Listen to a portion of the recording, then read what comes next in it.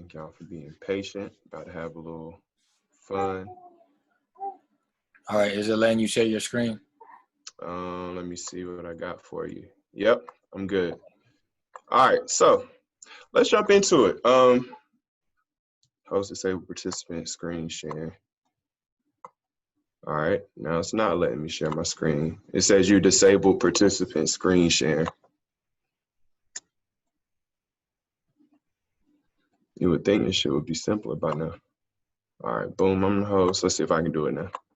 All right, bet, I'm in there. All right, so let's go. Let's go ahead and start from the top. Make sure y'all can hear me before I start. Can y'all hear me? Y'all hear me? Y'all good? All right, so the first thing, and this is interesting. This is something that I discovered on my journey, and this is something that has kept my desire and my thirst to learn more, and really understanding how much I know and how much I don't know. And this circle over here is pretty much called the circumference of awareness. So what you're supposed to do is you hold up both your hands like you're making a circle, and it basically means that this space inside of this circle represents my realm of knowledge. All that I think I know about whatever I think I know is depicted right here within this circle. I must keep in mind that there is more to know than what is within the circumference of my awareness. And when you really think about knowledge that way, it's really powerful, because it's right. Everything that you know, every bit of knowledge that you possess is inside that circle. That's just a totality of your circumference of awareness. But we don't even realize that there's more space outside of the circle and inside, right? So what's this going to be? We're learning together. All right. This is, like I said, this is me sharing with you the things that I have learned on this journey. Okay. There's more to be learned, and we're going to become comfortable with unlearning and relearning. That's very important. All right. Because as you're going to see, we're going to get into a lot of the history of where our educational system comes from and under whose culture we've been learning, okay? And we're learning our way. So I'm talking to y'all how we wished our teachers taught us. It's none of that technical. I'm not going to hit you over the head with too much super scientific-y, over analytical shit. We're going to talk like people, like our people communicate.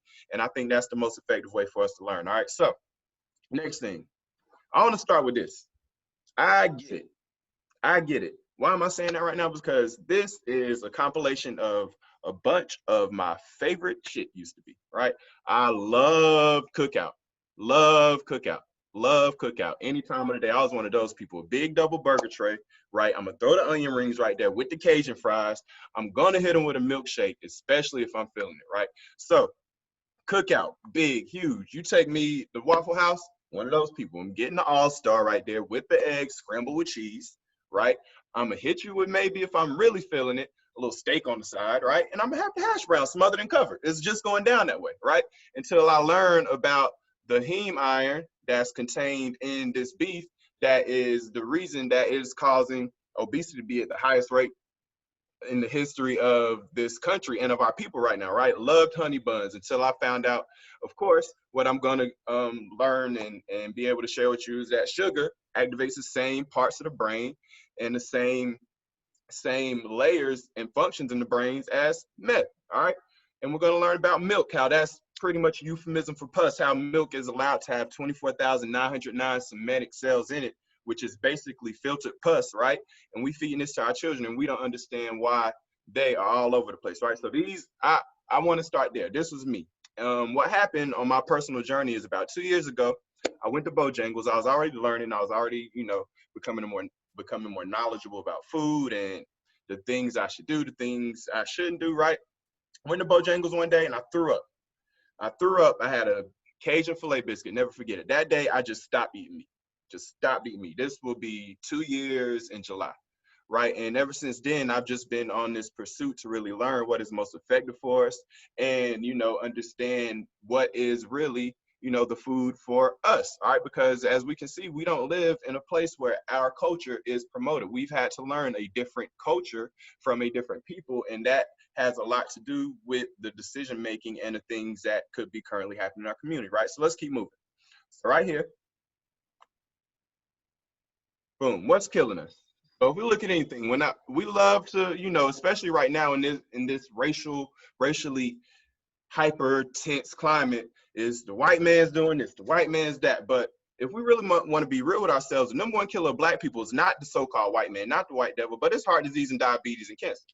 And it's right there. If we can look as of, this is from the CDC, as of 2017, heart disease and cancers are taking out 43% of us before we even have a chance to do anything with it, right? So that's pretty much half the pie. That's almost half the pie right there. If we throw in, and that's not even including, you have the kidney diseases down here. You have the chronic lower respiratory disease. If we add up all the disease versus any of the things that are outside of our controls, whether it be accidents, right, unintentional accidents, police brutality, all right, although those things are hyper glorified, okay, those are really the undercover, those are the tier 2 killers. But if we look right here, it's not even close that the number one killer of black people is heart disease and cancer, right? So let's look at some of those things right there. All right, so here's some statistics that we know about what's happening to us as African-American people living in America, right? We know that we're 44% more likely to die from a stroke, 20% more likely to have asthma, 3 times as likely to die from asthma. And these are the ones that really stood out to me. 25% more likely to die from heart disease, which is the number one killer. 23% more likely to die, more likely to be obese as adults. 72% more likely to be diabetic. 72. And when you really think about it, think about all the people that you know that are diabetic, most likely black. I haven't met too many white diabetics in my whole life, right? So why is that? That has to be something that's going on. 36% more likely to be obese in our children. So what's even scarier than that is that our children, our babies, are more obese than us right now. So that means we're raising up a generation that is not only inheriting a lot of what we have going on, but kind of taking it to the next level with this uptick in the sugar and the GMOs, which we're going to get to later, right? And 61% more likely to suffer from depression, because as we'll get into later, what you eat has a great deal to do with how you feel and what you think. All right, so just keep some of these stats in mind as we move forward to what we're going to be talking about, right? So gene food consistency. All right, so what gene food consistency basically is, all right, is the cosmic food arrangement, right? Up here we have our continents, right? No culture is better, but rather each differs. The difference correlates to his or her geographical location, all right? So cosmic order supports biological cellular composition. What does that basically mean? That's basically just saying that where you're from, all right, the place that your people inhabit and are native to and are aboriginal to, all right, the creator was not drunk, all right, when he created the divine order of the universe, okay? He placed the things around us that we needed in order to keep us alive, and not only to keep us alive, for optimization of our mind, body, and spirit, okay? So if you are disconnected from your ancestral origin, whether it be from food, culture, or agriculture, you are lost psychologically, spiritually, physiologically, and nutritionally. Agriculture is where the word culture comes from. So your food literally dictates, all right, there are 2 things you can look at for people to tell that point in that people's humanity, if it's a good or bad, basically a good or bad chunk for that people in their history. And you can look at their food, what were they eating,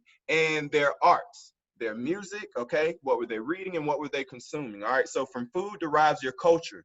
When you eat another culture's food, you are absorbing or taking in that race's culture, and you are helping that race exterminate your own culture, okay?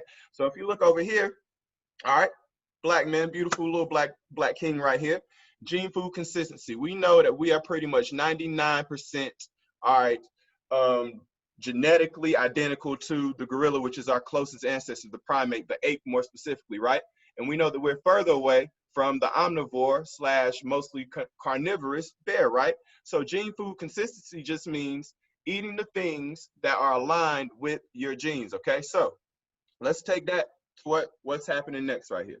So Dr. Sebi, all right, and I'm going to end with him too, all right, just so, you know, I can tie all this together. But a lot of people have heard his name. Of course, it's gained popularity and it's gained, you know, it's gained a lot of notoriety lately through Nip, through Nick Cannon finishing up the documentary. But to know the story itself in a nutshell is really amazing, okay? So basically, he was a herbalist, a black man, okay, Dr. Sebi, who pretty much was curing people of any disease imaginable: AIDS, HIV, you name it, herpes, lupus, any autoimmune disease, epilepsy, okay, leukemia. He was healing these things, all right, literally healing these things, okay. And he had an ad in the newspaper that claimed he did. So basically, all right, what happened is once the FDA got a hold of it, all right, they basically came and locked him up for basically doctoring without a license. Since he wasn't, quote unquote, a licensed doctor, okay, they came and arrested him and said, you can't be telling people that you're curing them of this shit, and you're not a licensed doctor. You didn't come through our schooling, right? Our way of thinking. So they took him to court. And as you can see, long story short, all right, he was found not guilty, all right, in Supreme Court. And they still didn't even want to give him his credit. And because look at how they put it, look how twisted the media is. Herbalist found not guilty in fake healing case. But this is how he won, and there's no way you can call it fake, okay? The reason he was able to win his case is because down here it says, look, and has a Supreme Court ruling to prove it. Pre-trial judge asked Dr. Sebi to provide one witness per disease that he had claimed to cure. The judge had no choice but to, let me slide this over.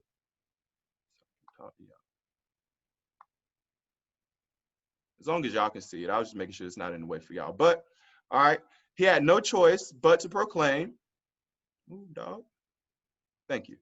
All right, not guilty because he had accountants for 77 in-person witnesses. So basically what happened is he brought not one, not two, not 13, not 20, 77 people to court with him with the documentation of, first they went to, how it basically worked is, they went to their European doctor, they were diagnosed with whatever it is, cancer, herpes, lupus, whatever it is, right?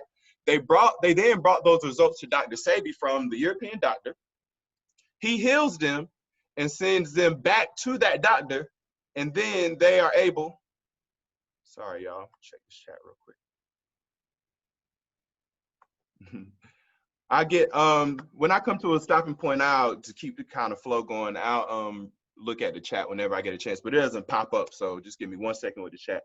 But if we look at this, he basically, all right, healed them, send them back to the same doctor that diagnosed them as positive for whatever it is, and they all came back negative. So that's how he wasn't locked up and he wasn't in prison, right? But even then, okay, they didn't want that getting out. So I have a short video right here where he's going to tell you more about gene food consistency right here. Make sure y'all can hear me first. Make sure I'm sharing my audio. There we go. All right.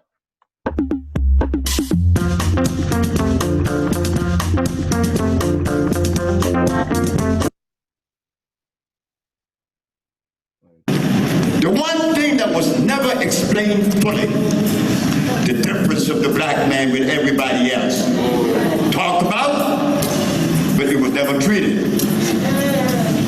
When I went before the Supreme Court, you know I was arrested, right?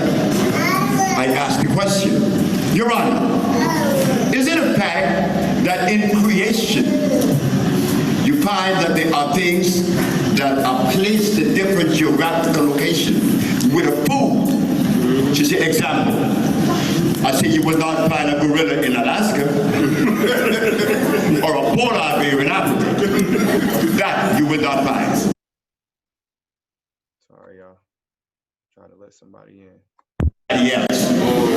Creation, you find that there are things that are placed in different geographical locations with a food. She said, example. I said, you will not find a gorilla in Alaska or a polar bear in Africa. That you will not find. Along with the geography, there is the food. The gorilla does not eat polar bear food. But the gorilla, that female gorilla, doesn't take her cubs to be trained by a polar bear. And who trained us? Polar bear. Right there. So, as you can see, all right, and as we go to this next slide and we're able to talk a little more about our training, basically, you know, how he was saying, a gorilla, all right, does not eat the same food as a polar bear, right? So basically what's happening to us the same way is that, you know, we can be the gorillas and we've been under the culture of a polar bear this whole time. So how do we know that? Because everywhere, going back to gene food consistency, everywhere that melanated people are from looks like this. All right, these are multiple pictures from not only Africa up here, which is mostly grassland. There are no caves. There are no any of those things that they taught us about how Africa is just this deserted cave wildland. Okay, we weren't the cavemen because there are barely any caves. Africa is mostly grassland, if anything. Okay, tropical climates where fruits and vegetables grew. Okay, all right, so that's very important to keep in mind. Okay, where people of our descent are from looks like this. Okay, looks like this. Now, the culture of the people, of the foods, of the diet that we have taken on, the places they're from looks like this. All right. A lot of rocks, a lot of mountains and shit. Not the best place to really grow and develop vegetation. Okay. So you could see that this place would clearly probably be that of a more carnivorous diet, something that maybe you can't rely on necessarily agriculture because your land, all right, your geographical location doesn't really call and give you, you know, the ample amount of resources and space to be able to effectively grow things. So of course, your diet would be different from somebody that lives there, right? It will be completely different. So now let's talk about it. All right, so these maps are pretty much pertaining to the importance of this right now is just understanding how we kind of came to be under this diet, okay? So we understand that, of course, the seat of civilization and the seat of humanity, everything started in Africa, okay? Especially in the northeastern part, okay, near Ethiopia, in that section of Africa, okay, is where humanity, the oldest remains have been found, you know, thus far dating back to 4 million years ago, okay? So, but the important thing I want to talk about, right, is eventually we started migrating out. This is how the world became populated. If you look down in here, all right, this is how things, you know, people began to spread, okay? So when we say we're the first people everywhere, we really were because, you know, the Europeans came from Africans. The Asians came from Africans. The Native Americans were nothing but the Asiatic Africans, all right? So that's how we can be able to pinpoint and prove the pretty much the spread of humanity through time. So why is this important? Because during this time, during this spread, all right, an ice age occurred during pretty much Homo habilis, right? All right, because we went through stages as humanities, right? As humans rather. Right now we are Homo sapiens sapiens. Before us was regular Homo sapiens. Before the Homo sapien was the Homo erectus, which is right here. And before the Homo erectus, erectus means upright. So this is when humans began walking upright, walking erect. All right. And Homo habilis was right before them, the caveman pretty much. Okay. That lived in these places. So now let's talk about those people. Okay.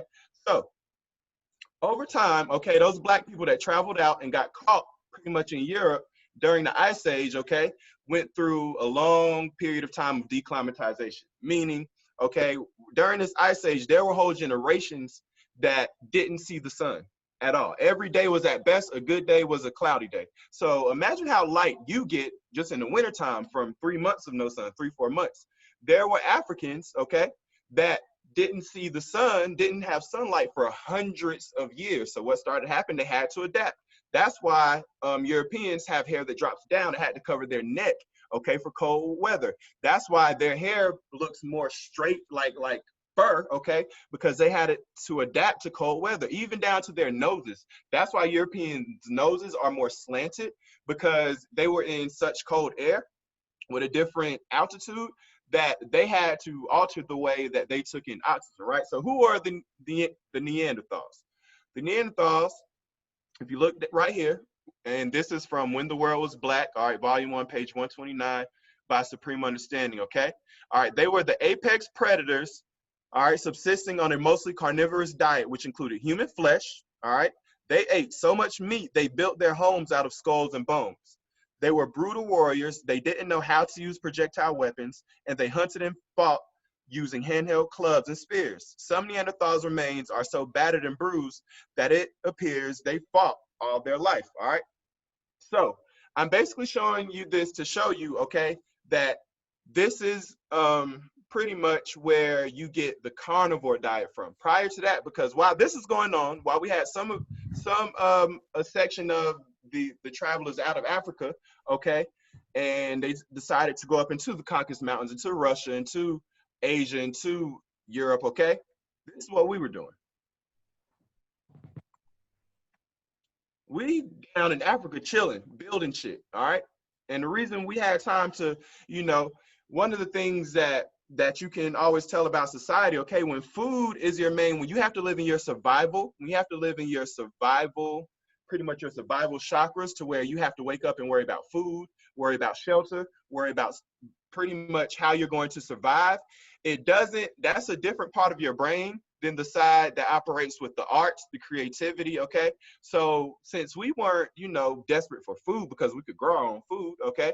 And that wasn't the main thing that we had to take care of. We had time for the arts, all right? A lot of people don't even know this is what the pyramids look like prior to this right here, all right? Because it was actually covered in white limestone. And what happened is over the years, the Arabs pretty much took the limestone off of the pyramids to be able to build their houses and squat beside the pyramids. So this is actually what the pyramids look like. I'm gonna add these people. Y'all give me 1 second. There we go. Let me add.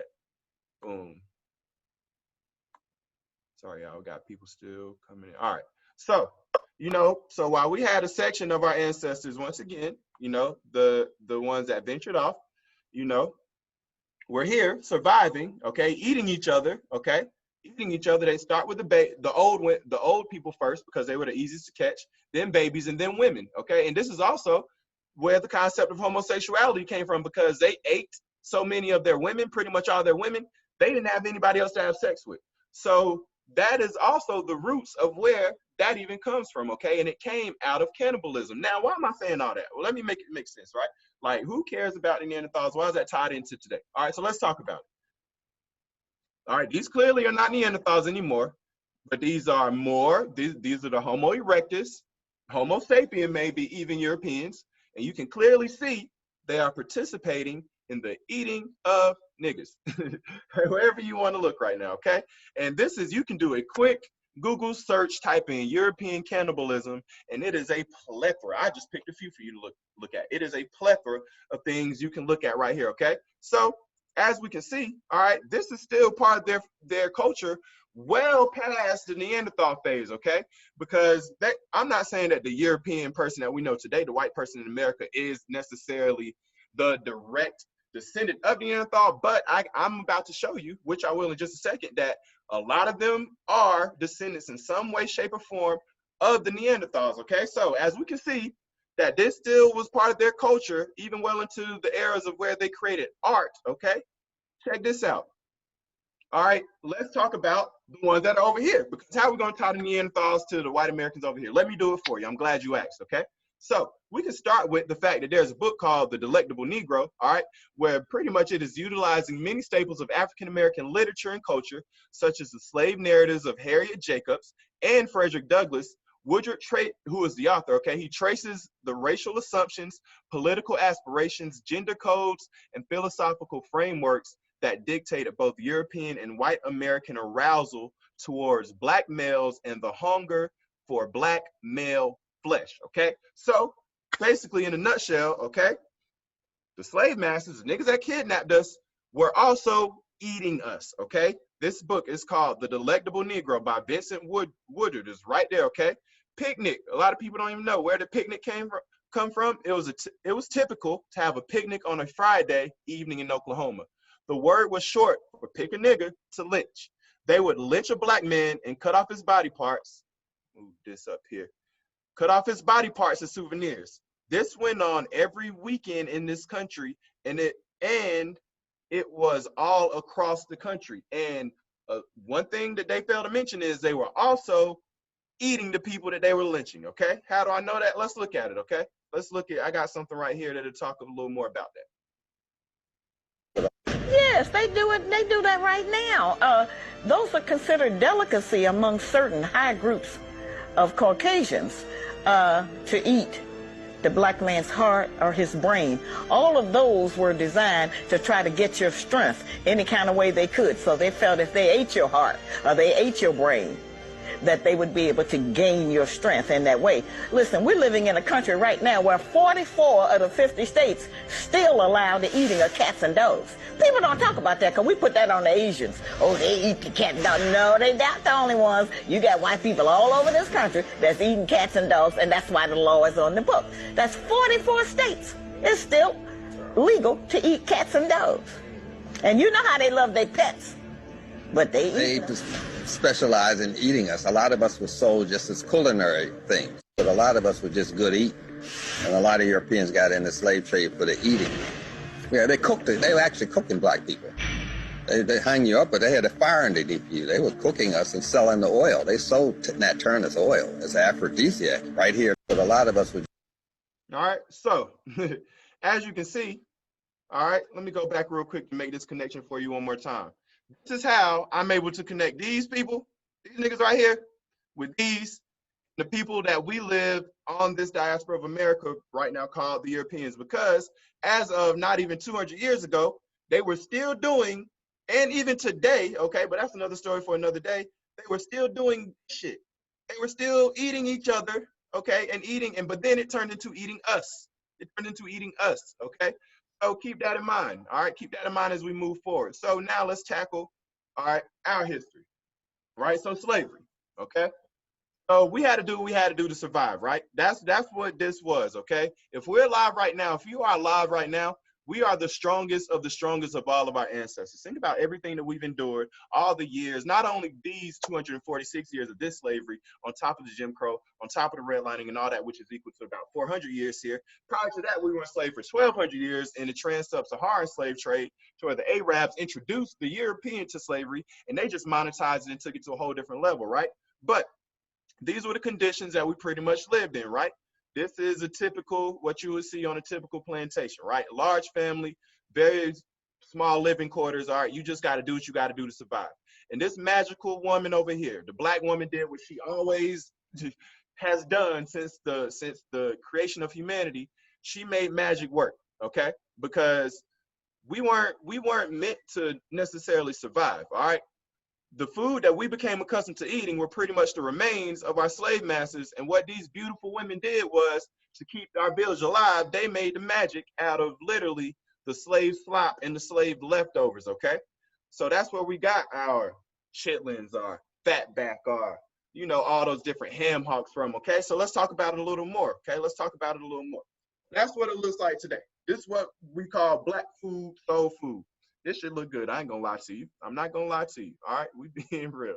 All right, so right. But of course, we got the chicken. Of course, the fried chicken. That's a staple, right? You got the baked mac under there. That look a little dry right there. I don't know about that one. But you got the black eyed peas. You got the collard greens, and you know it's some bacon or some pork in there somewhere, right? Got the corn. Your to-go plate down here with the cornbread and the little short ribs, right?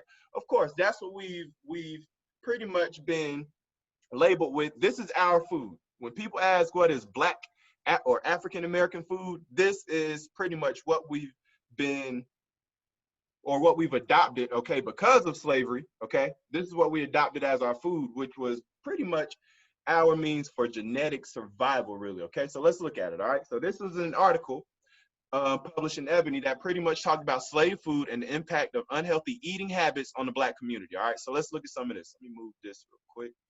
All right, so African-Americans, let me go back. Boom, we're gonna get to that in a second. Boom. All right, there we go. African Americans are a disadvantaged population. This is not up for debate. We have less access to quality education. We are underutilized and undervalued in the labor market, making it harder for us to accumulate wealth. For those of us who are in poverty, we do not always receive adequate housing or access to resources that could assist in our ability to be self-sufficient.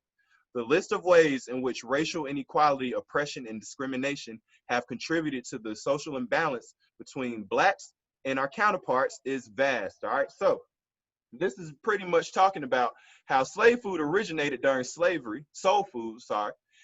If we know our history, we know that we were fed scraps and leftovers discarded by our kidnappers. We were no masters, kidnappers, right? Slave owners reserved the best nutritional food for themselves. Slaves were given what was left of the animal remains once they picked through the food, right? So we know that's where a large portion of that came from, okay? According to the state of to the state of obesity, approximately 47.8% of African Americans are obese, compared to 32.6% of whites.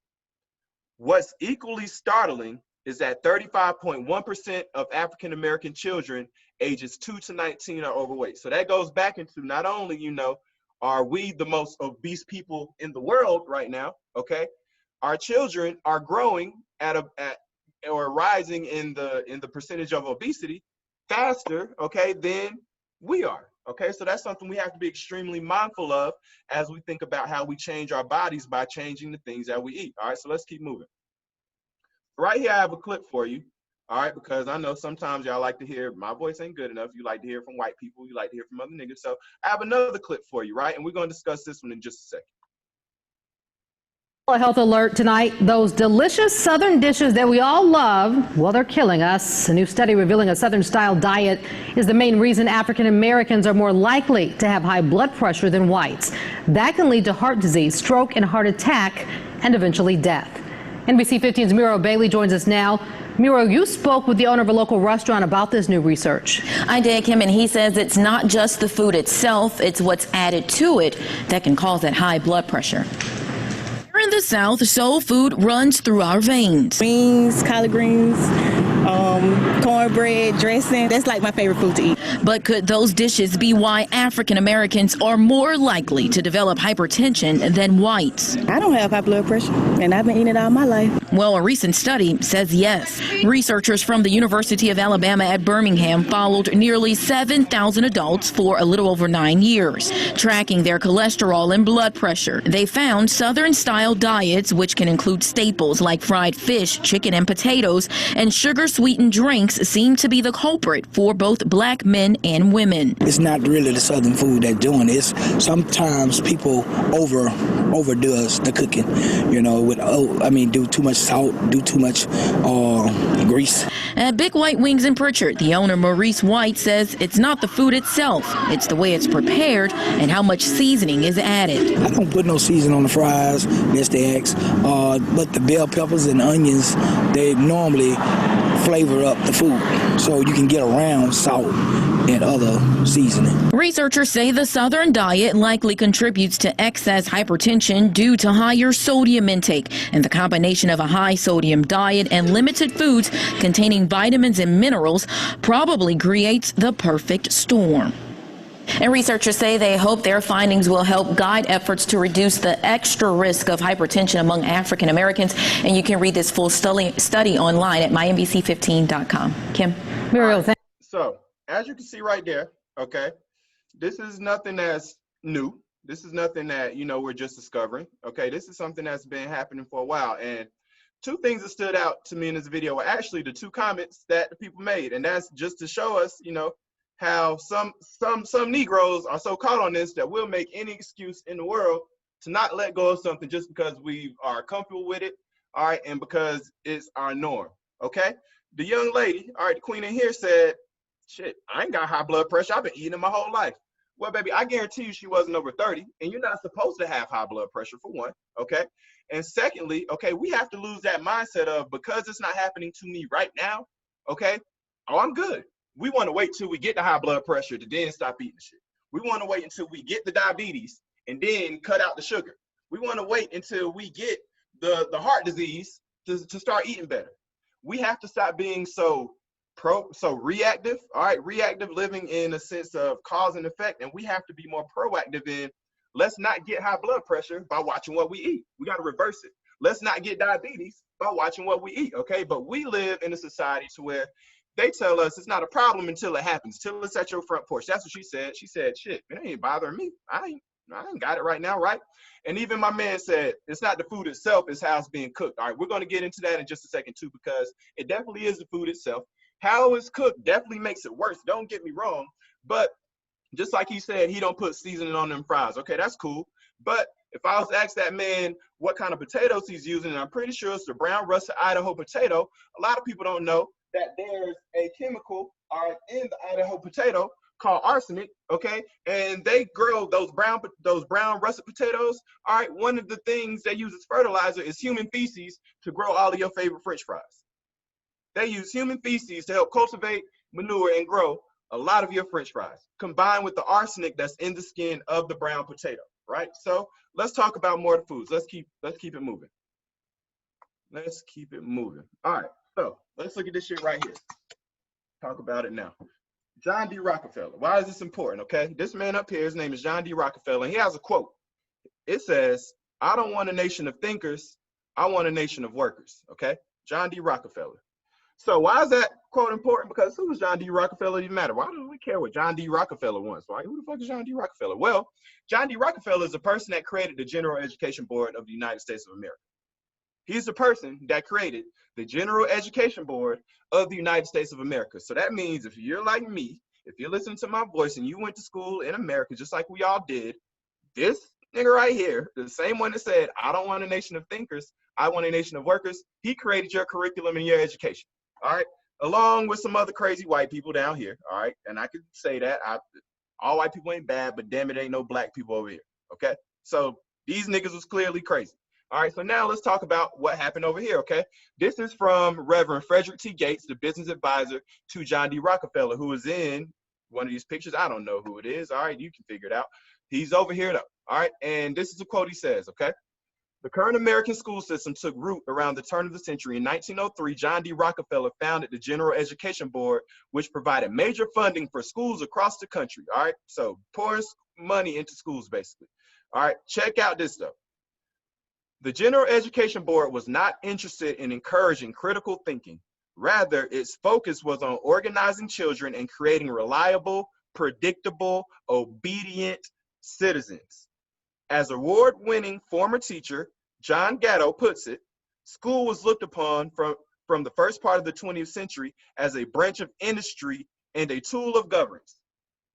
So long story short, they were trying to make school an extension of the government, and they did, okay? And they did. So that's why this is important. So this same person, okay, right here again, I don't want a nation of thinkers, I want a nation of workers. He's the one responsible for creating the curriculum. I grew up learning, you grew up learning, and your kids are growing up learning right now. It hasn't changed, okay? So let's go. Let's look right here. Now let's get into a little bit of science now, okay? Science. I'm hopping all over the place. You're going to get some history, some science, all that shit. We're going for it, okay?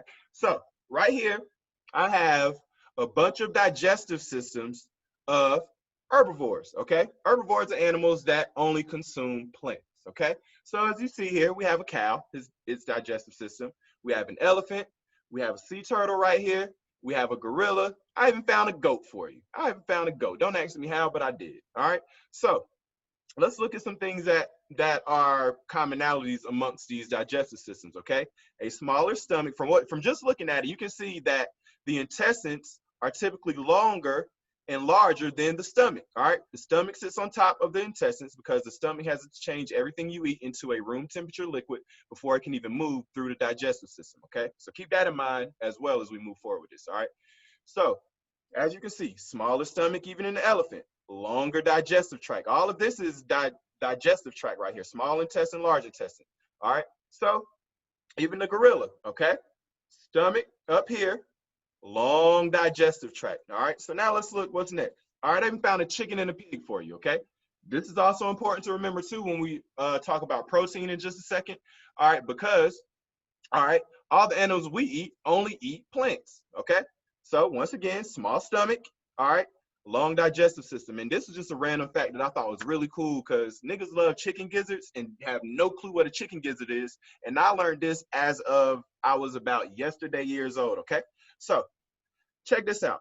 The gizzard, which is another unique anatomical feature of birds, this muscular organ acts as the bird's teeth to grind the food and mix it with digestive juices with the help of several small stones that have been hanging out inside the gizzard ever since the chicken ate them a while back, all right?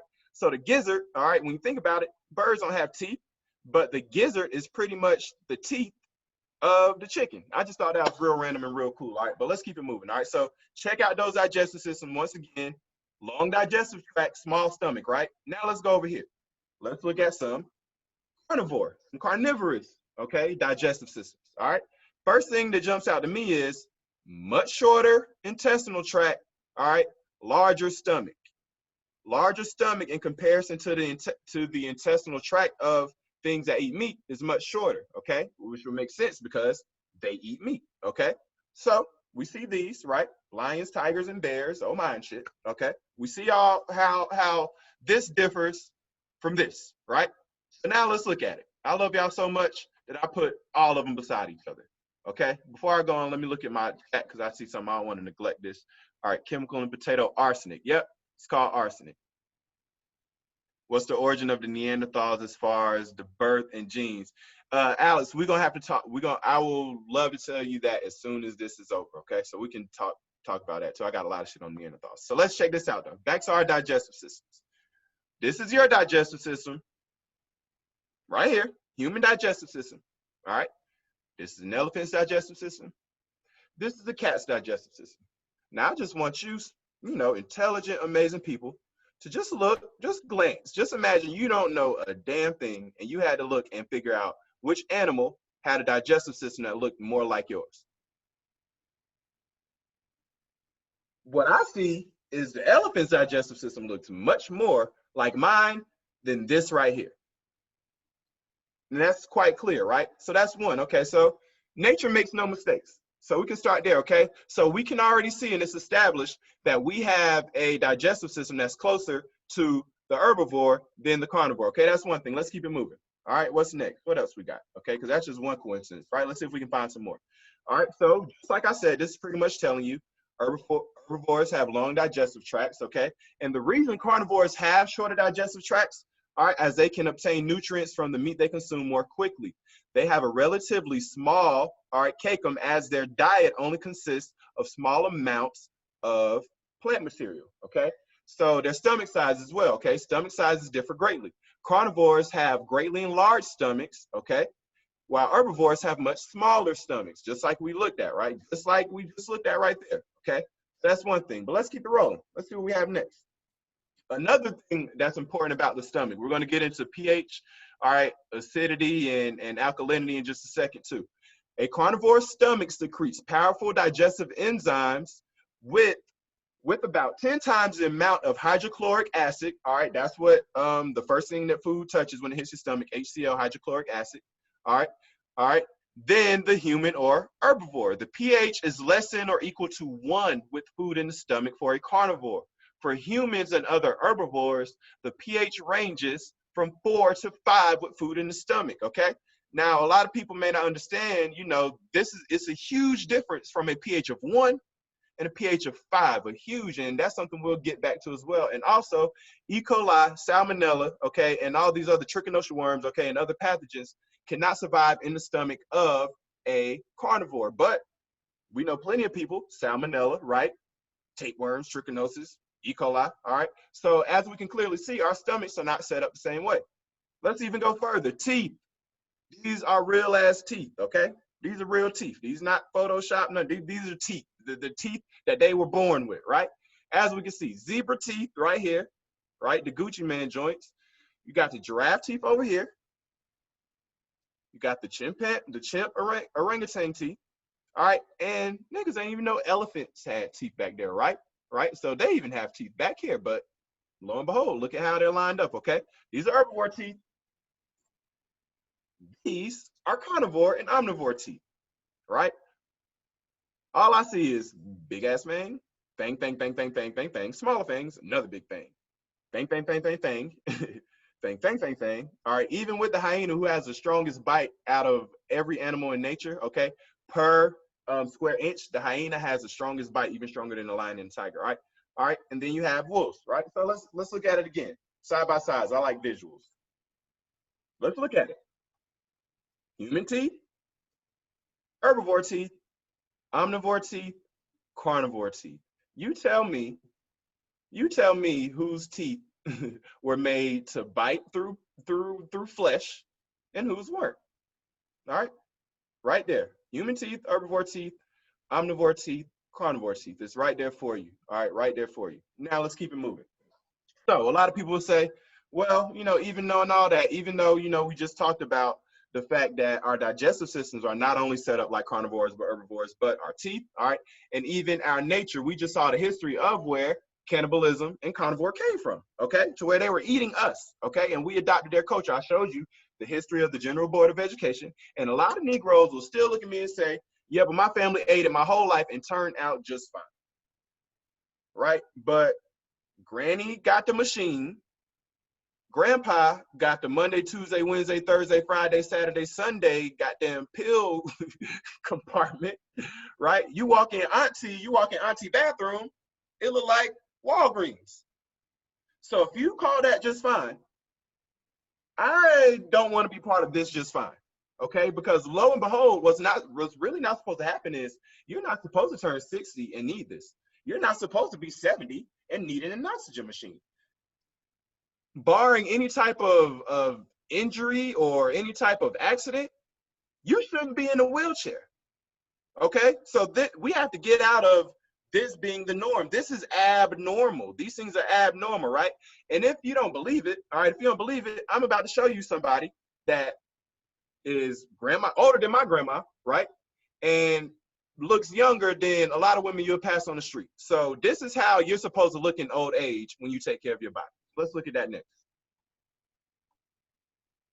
Come on, Auntie. Get Auntie back on here. All right.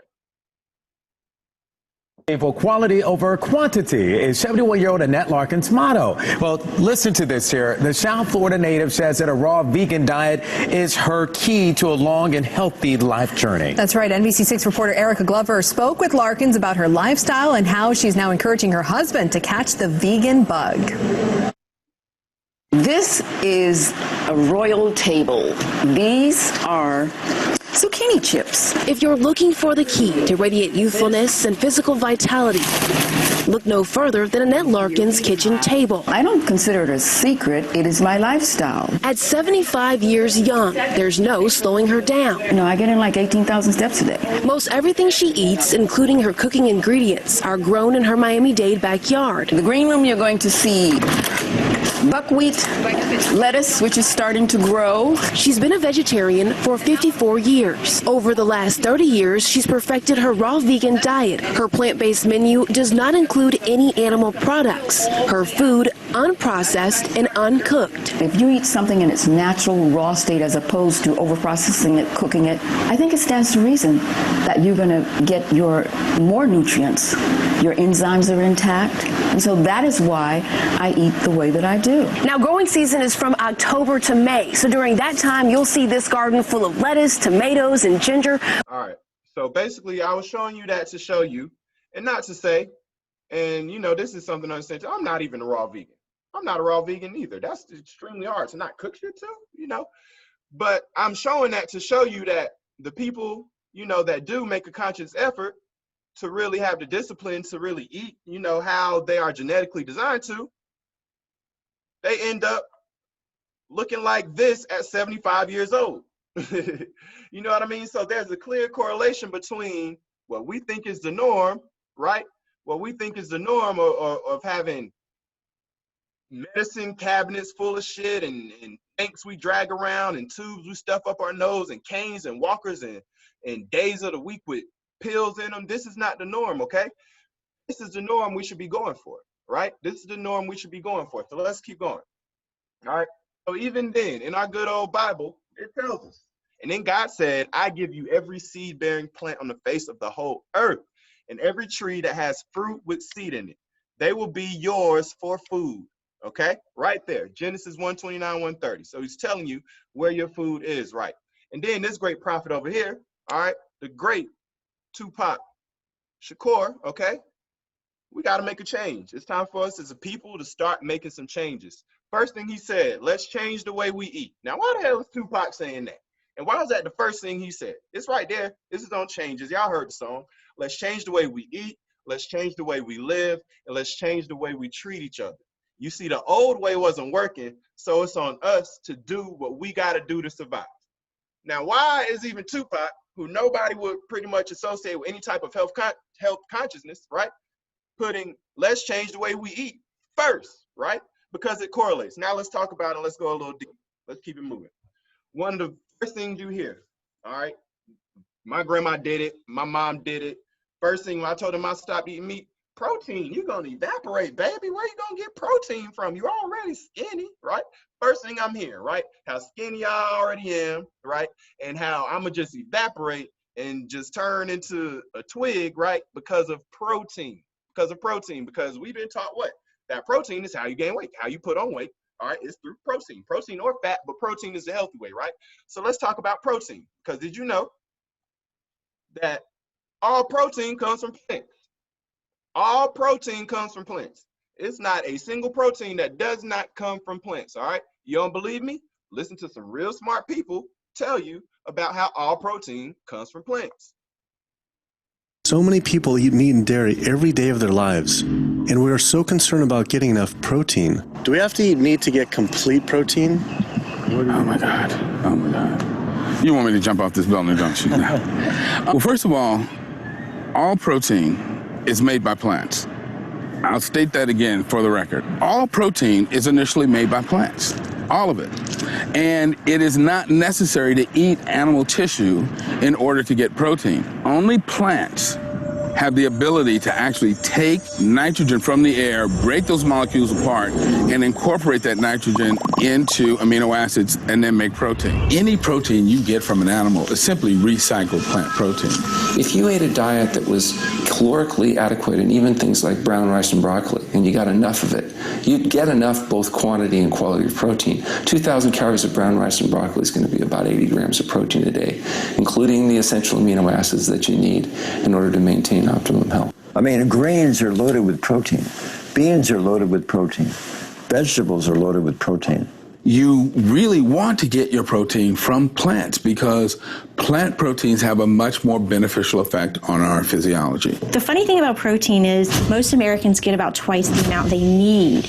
Most Americans get less than half the amount of fiber they need. But the conversation tends to always be about protein. So in my mind, it's just this magical marketing campaign that protein has taken on over the decades. The question is not where do you get your protein, it's where do you get your fiber? I have never in my professional career seen a protein deficiency. I've never seen someone come in eating normal amounts of calories and they're protein deficient. You just don't see that. So human milk has the lowest protein content ever in any species ever tested. I mean, that's the fluid that's been designed by evolution over millions of years. And so it's like the perfect food for human babies, right? Perfect food, lowest protein content any other mammal, and so it gives a sense of kind of the protein requirements for anything. So then rat milk, ape milk, donkey milk, any milk has ever been tested. And you hear this a lot in bodybuilders. They're like, well, I need, chicken, or I need fish to be, to be strong, to build muscle tissue. That is utter nonsense. The largest, strongest terrestrial animals on the planet are all herbivores. The biggest, strongest animals are all herbivores. When we bring in people and they're on meaty diets and we transition them to a plant-based diet, we always track what they're eating. Their vitamin intake goes up. Their nutrition overall goes up, dramatically better. And these same people might worry in advance, will I get the nutrition that I need on a plant-based diet? The fact is, you're not getting the nutrition you need on a meat-based diet, and you're going to get dramatically better nutrition on a plant-based diet. For an average-sized guy like myself, I need about 56 grams of protein a day. That's optimum. Probably I really need 30 to 40 grams a day. All right, so that's the end of that. But as you can see, right, plenty of physicians and medical doctors right there clearly explaining to us, okay, that the reason that we've been taught that meat is our source of protein is because the protein that's in meat comes from the plants that the animal was eating, okay? So the protein you get from chicken came from the plants, the chicken that you ate. All right, same thing with the pig, same thing with the cow. So as you can see right there, okay, let's go to the next slide. Hold on, I saw a comment real quick before I, boom. More than one recipient, some have RH blood. Yep, it is. So let's look at this right here. All right, so where can you get protein from, right? So I just don't want to bog y'all down with a bunch of, the knots. Look at, now we have to look at the solutions. Always be solution oriented, right? So spinach, 49% protein. Cauliflower is high in protein. Cucumbers, all right? Mushrooms, kale, broccoli, okay? All of these things are higher in protein than beef, chicken, and eggs. Every single last one of them. Every single last one of them, maybe barring the tomato, miraculously, right? So we can even see right here, okay, that even with, let me slide this up so I can come down here. All right, the dangers that come with the animal protein, okay, is true, you are getting protein, but you're also getting a lot of saturated fat, a lot of cholesterol, no fiber, okay, and fiber is how you defecate. It's how you take a shit, all right? If you don't have fiber, everything you eat just gets trapped inside the colon, inside the intestinal tract, all right? So we're eating things, okay, low in fiber and high in protein, and it's creating a lot of the unwanted fat, okay, especially in the areas of the gut. So as we can see, okay, there are plenty of options, which is pretty much most options, okay, will give you more protein, okay, than where we have been taught protein comes from, okay? So let's keep it moving. What we got next? All right, more protein. All right, number one thing, pumpkin seeds. If you're looking for protein, okay, and you're thinking about these, this is just a list of things, okay, from pretty much the most down to pretty much less protein, but pumpkin seeds, super high in protein, okay? Peanut butter, all right? Hemp seed, almonds, okay? Pistachio nuts, all right? Flax seed, okay?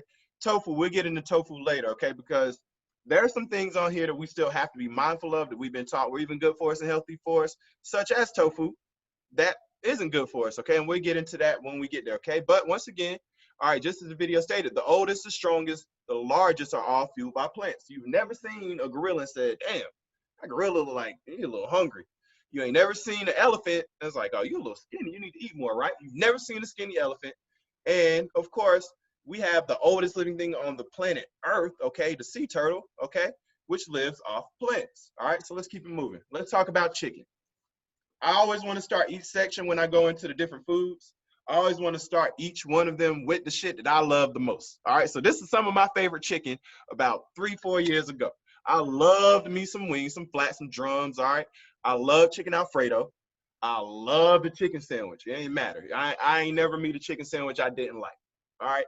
And I love chicken tenders, right? So I get it. Once again, I want to make that clear. I get it. I definitely get it. I came from this, okay? But let's talk about where we got chicken from, because a lot of people would say, oh, our ancestors did it, and no. We have to think about our ancestors prior to slavery, okay? Because we don't want to look, we do want to get certain things, okay? We do get certain aspects of how we should govern ourselves from our ancestors that were enslaved, but you don't want to look at a people, especially your people, when they were at their lowest point in humanity and get especially things pertaining to health and things of that nature from that era. You want to look back to when we were thriving, when we were creating, when we were the creators of the cosmos, the agriculture, the math, science, and technologies, right? So, Ancient DNA explains how chickens got to the Americas. And this is from Forbes magazine. I'm just going to pretty much skip to the part that shows you where chicken came from to Black people, okay? According to Story and colleagues, the domestic chicken came to the Americas by multiple routes. One of those routes was from Europe, when Dutch and Portuguese slave traders brought chickens over from Africa in the 16th century. And it's very important to remember that prior to the transatlantic slave trade, Africa was already broken up by the trans-Saharan slave trade, okay? So even prior to Christopher Columbus and them, Africa and most countries in Africa had been products of slavery already, okay? So there were a lot of Persians, a lot of Arabs, a lot of Middle Easterns that had pretty much conquered Africa already, okay? The researchers' DNA investigation of archaeological chicken bones from Eastern New World sites in Haiti and Florida, for example, suggests that the introduction of chickens in this area of North America came in the 1500s and 1600s, okay? What were we doing in the 1500s and 1600s? We were fighting for our lives, okay, and being enslaved. So as we can see, slavery brought us chicken. It's right there for you to look at, all right? So let's keep going. All right, so not only that, let's look at what's next. Look at this. Look at this shit right here. So we have 3 chickens, okay? 3 chickens, okay? This is the 1957 chicken. This is the 1978 chicken. And this is the 2005 chicken. I don't even want to know what the 2020 chicken would look like. So as you can see, right? They start off relatively the same. Now, shit gets real crazy about a month in it for chickens. The old chickens, without all of the things that I'm going to tell you about in just a second, pumped into them, all right, they look like this about a month in. 1978, a few more steroids, a few more antibiotics added, look like this. 2005, They doubled weight. They doubled weight each time. 316 grams, 632 grams, 1,400 grams. Now look down here at the modern chicken. Starts off at 1,000 grams, pretty much. Day 56, right? So that was in 1957. 2005, that same chicken on day 56 weighs about 4 times more than the chicken originally weighed, right? So let's look over here, right? So the CDC, the Center for Disease Control, which this came from, okay, warns people who prepare chicken to take the following precautions to avoid salmonella poisoning. Wash anything that touches the chicken, right? Hot soapy water. Use chlorine bleach to sanitize all surfaces that come in contact with chicken. Avoid contact between chicken and any other food, and cook the chicken thoroughly to kill all deadly bacteria. So just ask yourself, should you be eating something that dangerous? Shit that you gotta use bleach to wipe all the germs away from, okay? Anything it touches, hot soapy water. Think about that. Think about that. Think about, should you really be eating something, okay, that has literal health requirements for anything that flesh touches, right? So let's go on. I have 2 quick articles I'm just going to pretty much run you the summation of right here, okay? Most meat animals are raised with the assistance of daily doses of antibiotics. By 2050, antibiotic resistance will cause a staggering 10 million deaths a year, okay? Why is this important and how is this tied to chicken? Is because chicken is full of antibiotics. So what happens when you eat chicken full of antibiotics is your body is simulating you already being sick.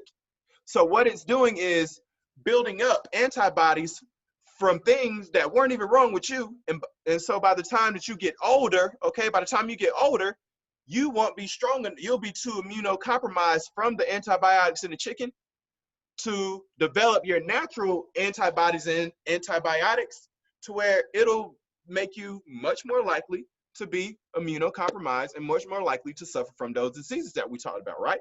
Okay, so this is a study done pretty much, this is from Northwestern Cornell University, analyzed the diets of 30,000 people, very large sample size, okay?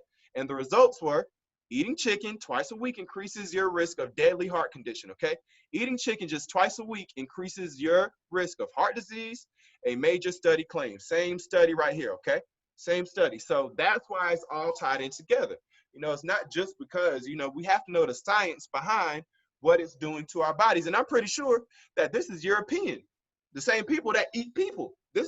I'm pretty sure this is a European study. So imagine our people, okay, with more gentle, okay, digestive systems, because we come from fruits and vegetables, okay, and plant-based diets, okay. Just imagine that this probably even ramps it up even more, right? So let's keep it moving. Let's keep it moving. So a lot of people will say, well, they eat chicken because, you know, we think it's better than beef. At least we're not eating red meat, which there's no such thing as red meat. We'll get to that. It's really gray meat. When they get to the grocery store, they just pump it with carbon monoxide to make the gray meat turn red, okay? And a lot of people say, well, at least I'm not eating swine. At least I'm not eating, you know, and chicken is way better, okay? So let's see. All right, so this is from nutritionfacts.org. Let's see what they say about this.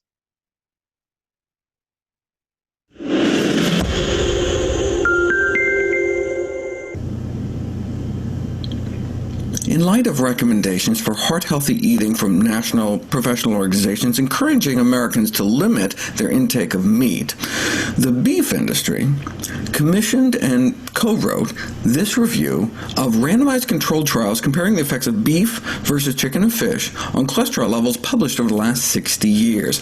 They found that the impact of beef consumption on the cholesterol profile of humans is similar to that of fish and or poultry, meaning that switching from red meat to white meat likely wouldn't make any difference. And that's really no surprise given how fat we've genetically manipulated chickens to be these days, up to 10 times more fat than they had a century ago. So there's a number of cuts of beef that have less cholesterol-raising saturated fat than chicken there at the bottom. So, no surprise that white meat was found to be no better than red. But their conclusion was, therefore, you can eat beef as part of a balanced diet to manage your cholesterol. That's just like the Coke versus Pepsi thing, right? Even though Coke has less sugar than Pepsi, 16 spoonfuls of sugar per bottle instead of just 15. If studies on blood sugar found no difference between drinking Coke and drinking Pepsi, you wouldn't conclude that Pepsi may be considered when recommending diets for the management of blood sugars. You'd say they're both just as bad, so we should ideally consume neither. It's a standard drug industry trick to compare their fancy new drug not to the best out there, but to some miserable drug to make yours look better. Note they didn't compare beef to plant proteins, like in this study. But I was surprised as I started reading this that they found no benefit to switching to a plant protein diet either. What were they eating? Plant protein diet on the left, animal protein diet on the right. Breakfast looks okay. Instead of a burger for lunch, the plant group got a kidney bean and tomato casserole and a salad. Nice. And dinner, instead of another burger, just some boring vegetables. Why was the cholesterol of the plant group as bad as the animal group? Oh, because they had the plant protein group eating 3 tablespoons of beef tallow every day. 3 tablespoons of beef fat margarine. Well, no wonder. Right. So, you know, the gist of what I wanted you to see was in the beginning of that video, to where we can even see that, you know, there have been multiple studies, okay, and research done to show that, you know, there's really no difference in the flesh you choose to eat, right? The cholesterol levels are just as high, the lack of fiber is just as high, okay? And the sodium is just as high, all right? So another thing about chicken and every other piece of flesh we decide to consume, okay, is that these microorganisms, these micro trichinosis worms, roundworms, tapeworms, okay, can be found in some food, not some food, a lot of food that we consume and aren't even aware of, okay? So I'm gonna show you a short clip of what one of our sisters found in her little 2-piece from Popeyes. All right, check this out real quick. It's not capital. If you don't tell him. Yes. I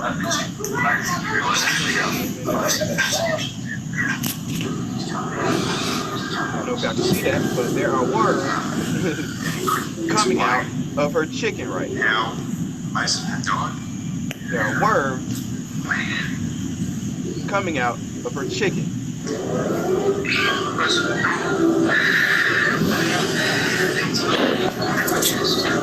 Joy Reid's version of events. Right there for you. So, okay, what we have to understand is that if worms is coming out of some shit, we probably shouldn't be taking our chances to eat it. You know, that's just, you know, how we really have to be, you know, serious with ourselves and think about, you know, on fact of us being Black people and already having to deal with more stressors naturally. We're not helping ourselves by eating things that make it more conducive for us to be stressed, for us to be anxious, okay? And I know I'm rolling, y'all, and maybe you can drop a comment to let me know. I know we're supposed to end at 7:30, and I'm definitely gonna have to do a part 2 because it's a lot of information. Like I told you, I put a lot of time into this, so I know I'm not gonna be done by 7:30. So if y'all want me to keep rolling, just let me know. If not, we can cut it off at 7:30 and make it a part 2, maybe next week or something. But to jump back into what I was saying, pretty much, is that there is, we just have to be serious enough with ourselves and have the discipline to say that if, you know, we can look at things like this and think that they are beneficial to us, okay, then, you know, we have to really do some introspection on our psyche, okay? Let me see. Keep it rolling. All right, I got you. Oh, I'm gonna touch on seafood and all that. All right, I'm glad y'all good. I'm gonna keep going. As long as y'all good, I'm good. As long as y'all good, I'm good. So I ain't got nothing but time. All right, so let's keep it rolling right here. Beef, once again, more of my favorite shit. I ain't never meet a cheeseburger I didn't like. It had the bacon on there. I was gonna throw the bacon on the double cheeseburger every time. If bacon was an option, please, would you like? Yes. All right, so loved burgers. Burgers was actually one of the harder things for me to give up. I know a lot of people say, you know, they stop red meat. Like, I loved red meat. Steak I wasn't too crazy about, but you give me a burger or a good ass Philly, especially if you went to Winston and you went in that Ram Shack and you had that Philly right there. I'm not talking about the Reeves Center. That's the fake Philly. Now I'm talking about that Ram Shack in the back. That Philly with them fries, boy, whole bag greasy Philly, that Philly. All right. So once again, relating because I understand. Relating because I understand, okay, that this is where I came from. This is where I came from. So let's learn about beef. Let's keep going. What we got about beef? And once again, I would be remiss if I didn't tell you the history of where we got our food from. That is my duty in this, okay? So it's not just me spewing a bunch of shit. This is a bunch of research. All right, so from Dardigan right here, okay? Dardigan University, all right? So this is the history of beef, okay? Once again, because you're like, damn, weren't cows always here or cattle always? No, that's not how it worked, okay? This is an excerpt from the history of beef, all right, Dardigan University. It seems that Spanish explorers, once again, introduced the first longhorn cattle to America way back in 1534. What were we doing in 1534? Fighting for our lives, becoming enslaved by kidnapping terroristic Europeans. Okay, we got to understand that. So understand that beef was introduced to us, once again, at our lowest point in humanity. And the British colonists brought Devon cattle, a valuable source of leather, milk, labor, and of course beef with them as early as 1623. Slavery once again, okay? At this point, the Native Americans, who we learned earlier were nothing but the Asiatic black people, Asiatic Africans, all right, were still hunting buffalo on the vast, lush greenlands of the prairie, all right? And unlike back in Europe, there was plenty of space to raise cattle and dairy cows in the huge tracts of pasture land, okay? So once again, as you can see, beef, cattle, cows came to us during slavery, okay? Now let's talk about it. What's dangerous about it, okay? What's dangerous about it? Not only is beef high in uric acid, high in heme iron, which is very important, which is something I'm going to talk about over here, okay? High in nitrates, okay? High in fear hormones. The hormones are very important. From now on, when you hear hormones, okay, I want you to make the word hormones synonymous with instructions, okay? That's what hormones are, okay? Testosterone, estrogen, hormones, they're instructions, okay? Okay, so when you hear hormones, think instructions. So fear instructions causing hyperarousal and depression, okay? Very important, okay? New deadly germ called E. coli introduced through beef, okay? Beef comes from cows, most of which consume plastic, garbage, toxic, and radioactive substances, okay? So you can read that right over there, okay? That long list of reasons why, okay? Beef is probably not something that would benefit the body. Now let's talk about heme iron, okay, and the difference in the irons, okay, because a lot of people say we get our iron from meat and beef, okay, but they don't even realize that when Popeye wanted to get stronger in his cartoon, he ate some fucking spinach. He didn't eat a steak. Popeye didn't pull out a short rib when he wanted to get strong. He literally pulled out spinach. Right? So now, why is this important, okay? Because in meat, okay, there's something called heme iron, okay? Heme iron is a form of iron found in the blood and muscle tissue. Although heme iron from meat is more readily absorbed by the body than non-heme iron, people who do not eat animal foods get adequate iron from plant-based sources, okay? Now look, this is the important part about heme iron. Why is it dangerous? All right? The human body naturally regulates iron absorption from plant-based sources, thus preventing iron overload. Heme iron from animal foods, however, is readily absorbed and not well regulated by the body. Once ingested and absorbed, the body has no mechanism to remove excess iron. So this means that the reason people can have hot dog eating contests and cheeseburger eating contests is because there's the heme iron, okay, is the signal to the body that tells I've had enough of this. Heme iron doesn't possess that chemical, okay, that tells you to stop eating. You've had enough, okay? But plants have iron fluorine, okay? What's in plants is called iron fluorine, and that is the iron that tells the body when you've had enough of it. That's why you can't overeat on a salad. You're gonna stop when you get to a certain point with a salad, but you'll see people eat 4, 5, 6 cheeseburgers, okay? And that's because the difference between heme iron and iron fluorine, okay? So that's something to pay attention to, okay? Let me check the chat before I keep it moving. Yeah, the Ram Shack was hitting. The Ram Shack was different. I love them damn Phillies, okay? So what's next? All right, so just like I was just pretty much telling you, okay? Let me move this over here so I can see it. Boom. Move this down here. The iron found predominantly in plants is non-heme iron, which isn't absorbed as well as the heme iron found in blood and muscle, but this may be a good thing, okay? Because the avoidance of heme iron may be one of the key elements of plant-based protection against metabolic syndrome and may also be beneficial in lowering the risk of other chronic diseases such as heart disease. And I just showed y'all, not only are we getting heart disease, we catching it faster than any other people on the face of this earth right now, okay? So something that is probably detrimental to my heart right now as a black person, I should probably be more mindful about selecting to eat that, okay? So let's keep rolling. All right, I'm gonna touch on all of them. That was beef. Is any more on beef? Let's talk about pork, and then I'm hitting seafood after pork. All right, pork. More shit I love. Boy, you couldn't tell me. Turkey bacon wasn't real bacon. I wasn't, don't ever insult me and tell me that you was gonna have bacon and it'd be turkey bacon. Nah, I wanted this right here, okay? Bacon was where it was at, okay? Bacon is where it's at. I love me a good sandwich, all right, from the South. Love me a good sandwich. Grandma cut that thing right diagonal right there. See, you was real if you had a diagonal cut. All right, they cut this the other way. The other way. I'm just call it the other way. But you know, grandma and mama, they hit you with a diagonal cut right there, right? So, love me a good sandwich with some tater chips and pepperoni pizza. I love pepperoni pizza. Okay, that was also one of the harder things for me to give up.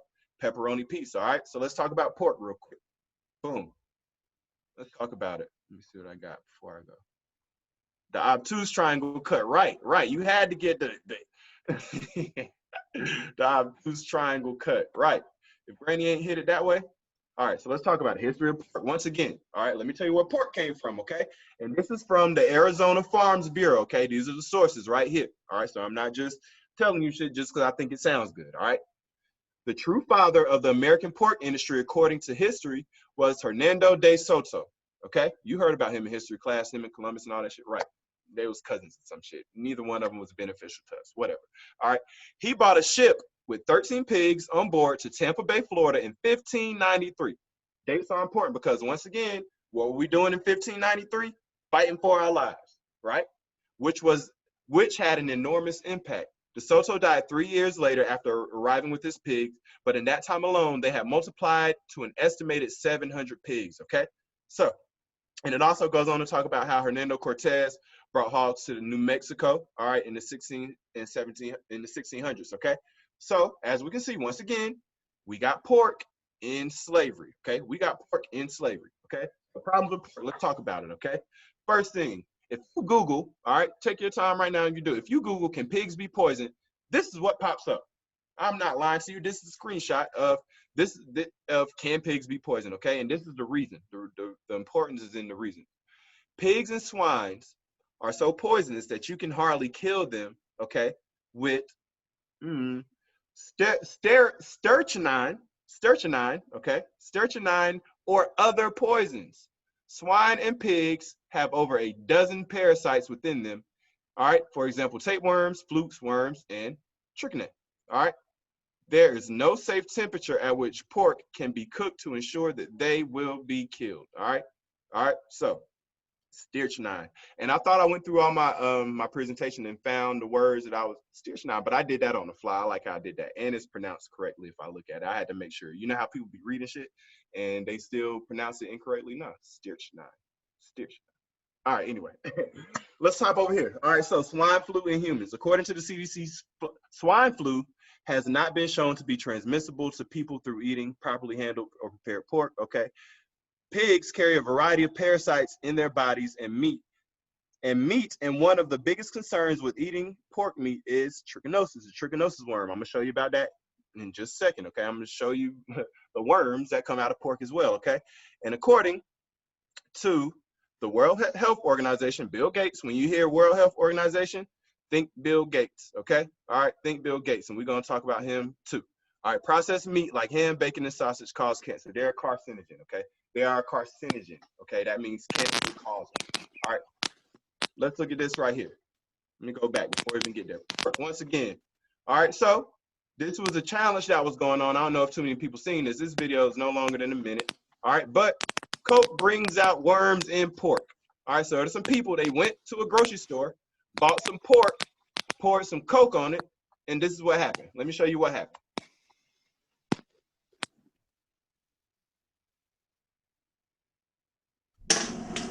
Okay.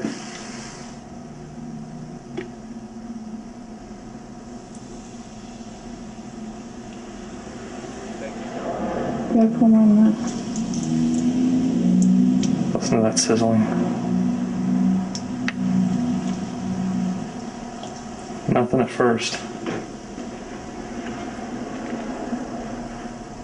Oh my god. Are you kidding me? Why are you touching them? Well, a little bit.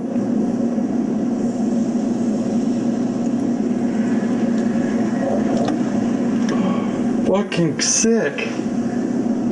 So, as you can see, all right, it's pretty hard to make that up.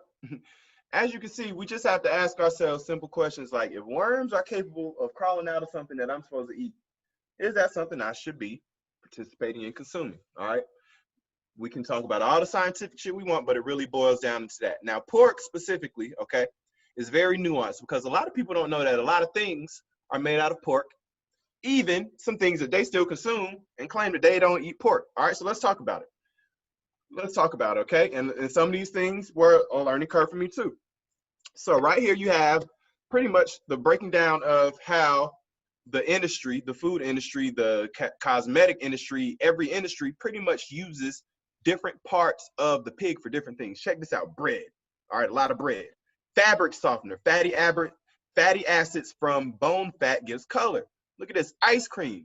Gelatin regulates the sugar crystallization and slow down the melting process. Look at this, soap. Fatty acids from bone fat act as a hardening agent to give color, okay? So there's pork in a lot of soap, okay?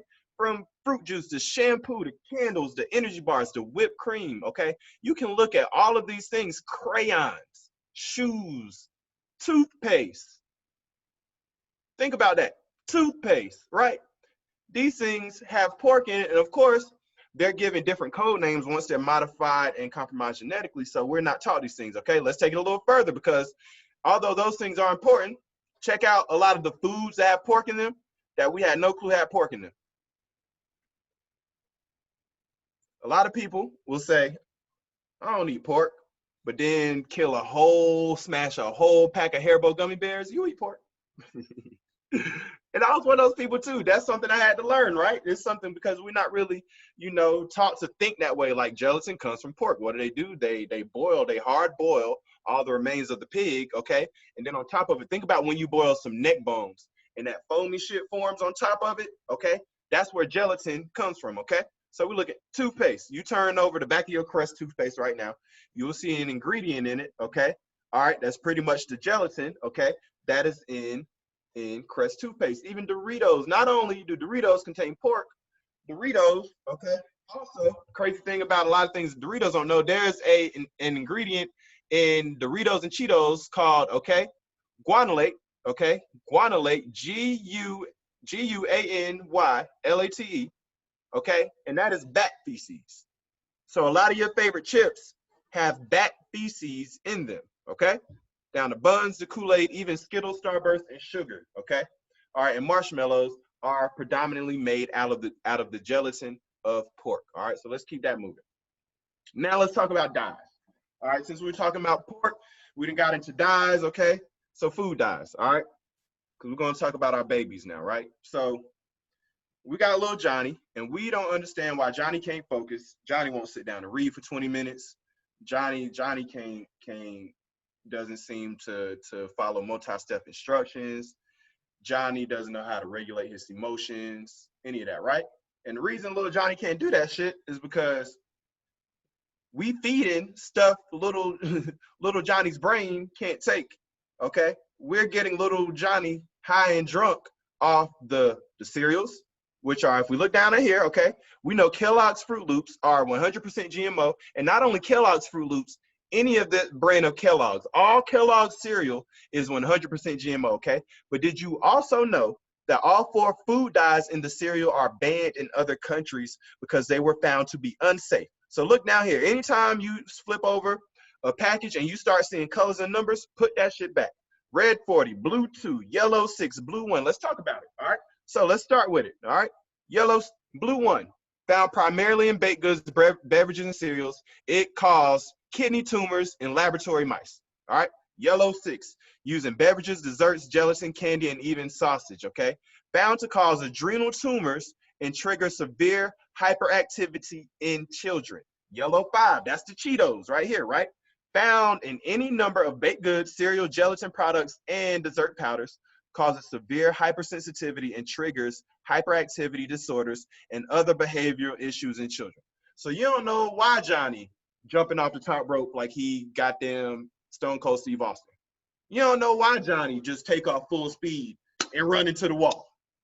Because Johnny's on drugs. And who gave Johnny drugs? Auntie, mama, daddy, sister, brother, cousin. And it's right here, okay? So those food dyes are literally designed for you to act like you ain't got no sense. Literally designed for that, okay? Because they're chemicals, okay? So let's keep it moving. Seafood, boom, right here. Right at 7:30. Look at that. Seafood. Let's talk about it. You got your seafood boil. I know it's some women right here. I know how y'all get about the seafood. Your crab legs and I understand. And I learned this. I think that the reason women love crab legs is because they're investigators, they're diggers, right? And you gotta dig this shit out. Y'all ate crab legs, like you gotta have tools, you gotta snap it, dig to the center for this long little strand of meat. Like I did all this, almost died, almost killed myself trying to get this little piece of meat out of this little leg. Come on. But women are investigators and diggers, all right? So I think that's my psychology behind why women have a certain affinity towards crab legs, but that's neither here nor there. Love sushi, all right? Love sushi, okay? And give me some jumbo popcorn shrimp, fry them things up in there, put them things in the deep frost and flour on there. I know, I get it. So once again, this is me telling you that I get it. This is where I came from. Seafood boils, fried shrimp, sushi, right? So now let's talk about seafood. Let's talk about it. Now we're really gonna talk about it, right? Let's look over here real quick first. Let me move this. This is in the way before I get right here. This is a bug on land. This is a bug underwater. Damn, they look just alike, right? Almost like they could be cousins, right? The conscious connection between roaches on land versus roaches underwater is what made me stop consuming shrimp indefinitely, right? Because we don't ever put that correlation together that a shrimp looks just like a roach, right? Once again, let's look at it. Land, sea, land. Sea, land. Sea again, land again, okay? And right here, people won't eat food a roach touches because they are dirty, but will eat their cousins and call it clean eating.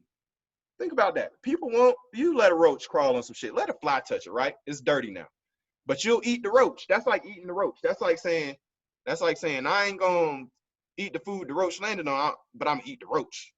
Think about that, right? So let's go even deeper, okay? Because this doesn't offer any, fact, any viable information. Let's talk about some facts now, okay? Some facts about seafood. So I do want you to understand that, okay? And this is a very important, this article, okay? I'm glad it was written this way because it really highlights, the pretty much, and I only took one little excerpt out of here because the most important part was right there, okay? So if any meat our ancestors ate, okay, it was seafood, okay? Because the sea was here well before humans were, right? The fish and the world was well populated before humans came, okay? And largely, okay, the world was even more water, okay, than it is now, okay? So we've only explored 10%, maybe, and that's pushing it, of the ocean. So 90% of the ocean is left unexplored. There's a reason that the world is mostly water, okay? So it's safe to say that water, seafood, okay, sea dwellers are more prevalent, more common, more abundant part of our ecosystem, right? So earliest known seafood dinner discovered, okay? When the going got tough, early humans went to the beach for seafood and possibly a dose of symbolic thought, according to a new study. So I just want to stop right here and just highlight this part, okay? It says when the going got tough. And I believe that J.R. Minkle right here, who this came from Scientific American, okay, who is one of the researchers over there, okay, is a very decorated journalist, okay, and writes with great intent behind everything he said or everything that he researches, okay? And I think it's important to note that he started it with when the going got tough, okay? So our ancestors only ate seafood when there were times or periods in history where the crops weren't growing the way they were supposed to. They weren't in the most suitable spaces to have those plant-based things that they needed, okay? So they only ate seafood out of necessity because not only that, okay, they understood the spiritual, mental, psychological effects of eating living things, which we'll get into too, okay? So they understood that we can see here that our ancestors, okay, only resorted to eating seafood as a last resort. It was a last resort when the going got tough, okay? Researchers excavating a cave in the southern coast of South Africa discovered a bowl's worth of edible shellfish dating back to about 165,000 years ago, when Africa was colder and drier, pushing back the earliest known seafood meal by 40,000 years, right? So if we look at that, we can see that by far, okay, if anything that we are able to identify with is seafood, because it was there much more than how we saw where the pig, the cow, and the chicken came from. They were introduced to us in slavery. So the only thing that we can look at and factually know that it was part of at least somewhat of our culture, even in moments that were not considered slavery, was seafood, okay? But now let's talk about today's seafood, because seafood they ate, their oceans didn't look like this, okay? Now we're going to talk about why our seafood, okay, is nowhere near their seafood, okay? Because these are multiple pictures of the ocean, okay? So they didn't have manufacturing companies and ships all over the ocean back then. They weren't spilling oil and pollution and dropping trash bags of destruction off into the ocean then, okay? So even the seafood that our ancestors were eating didn't come from these waters, okay? Keep moving even further, okay? Let's talk about some pollution that you need to know. This is the water where the seafood is coming from, which is the problem, okay? So even though technically seafood is supposed to be, quote unquote, better slightly for you, okay? What's compromising that now and making it just as dangerous as everything else are these things, okay? So let's talk about garbage patches. Check this out. There's so much junk at sea, the debris has formed gigantic garbage patches. There are 5 of them around the world, and the largest, the Great Pacific Garbage Patch, includes an estimated 1.8 trillion pieces of trash and covers an area twice the size of Texas. That's crazy. There are things floating around in the ocean, patches of garbage, that are twice the size of Texas. If you don't know how big Texas is, every human in the United States can fit in Texas. Every human in the United States can fit in Texas, okay? So think about that, okay? Most ocean trash sits on the bottom. What else sits on the bottom? Shrimp, crabs, lobster. So the things that we eat the most are sitting where the most trash is, okay? More plastic than fish, 8 million metric tons. That's how much plastic we dump into the ocean each year. That's about 17.6 billion pounds, or the equivalent of nearly 57,000 blue whales every single year. By 2050, ocean's plastic will outweigh all of the ocean's fish. By 2050, ocean plastic will outweigh all of the ocean's fish. So think about that. Think about that. That's the reason that seafood now is even compromised, okay? So keep it moving. Things that are contained in seafood. The food pyramid doesn't include mercury. As fish live and eat in our chemical-laden waterways, mercury accumulates in their systems. And people who eat those fish may as well bite into a thermometer, okay? The red shit that makes the thermometer go up and down, that's mercury. Did you know that if you break a thermometer in a school, you have to evacuate the school, and they have to send the industrial waste, whoever those people are in those fucking suits. If you break a thermometer in the school, that's what has to happen. So that's how dangerous mercury is, okay? Mercury poisoning has been known to cause nervous system disorders and reproductive issues, as well as developmental problems in children and unborn babies, okay? So mercury, fish high in mercury, okay? Fish flesh can cause your arteries to build their own Hoover Dam. If you're eating fish for omega-3s, we hear all those omega-3s, fatty acids, fish oils, and all that, okay? Because you want a healthy heart, you're doing your body more harm than good. Between 15 and 30% of the fat in fish is saturated, which makes our livers produce more artery-clogging cholesterol. Not exactly what seafood eaters need, since 6 ounces of shrimp, for instance, packs 322 milligrams of cholesterol. What does cholesterol lead to? The high blood pressure, the heart disorders, and the cancers that are killing us, okay? So that's why, okay, our seafood is compromised right now, okay? So because we've depleted the ocean's fish populations, many fish such as salmon are farmed. Thousands of fish are crammed into tiny pens, so water stays dirty and diseases and parasites spread. So that's for the people that are saying, you know, I just make sure I get the right ones. They were raised on a farm, not in the ocean, blah, blah, blah, right? You get that one, right? So they're telling you how they do farms right here. Okay, to try to kill them, farmers add antibiotics and pesticides to the water, which the fish ingest and absorb and pass on to those who eat them, okay? So when you eat a fish, you're eating everything that was around the fish as well, okay? All right, and right here, parasitic worms, okay? Want to chow down on parasitic worms. Biologists in Denmark found that more than 90% of certain types of wild fish were infected with nematode larvae, AKA roundworms, okay? Researchers in Alaska found that all the fresh fish caught salmon they examined had nematode infestations, okay? All fresh fish caught salmon they examined had nematode, had roundworms in them, okay? And a quick YouTube search will turn up plenty of videos from people who brought worm-riddled salmon from the grocery store. And because I love y'all so much, what did I do? I found those videos. But before I get there, look at this, okay? More than 650,000 marine animals, including dolphins, seals, manatees, sharks, turtles, whales, and stingrays, are killed or injured in fishing nets each year. All right, so just by our high demand of the shrimp and the lobster, we killing the whales, we killing the damn stingrays, we killing the damn sharks, we're killing, okay? We're killing other animals that have nothing to do with the animals that we eat, because we need them to catch the animals we eat. All right, check this out over here. It says, orcas need to eat fish. We don't. Silly rabbits. Shit should have said silly rabbits, all right? Fish count estimates that we catch between 970 to 2,700 billion. That's 2.7 trillion. That should have been true. I like how they did that. 2,700 billion wild fish every year. Do you ever stop to think about how your choices might impact entire ecosystems? Do you stop to think about the wildlife whose food sources we are depleting? So we've already proven that we don't need to eat these things and they're a choice, right?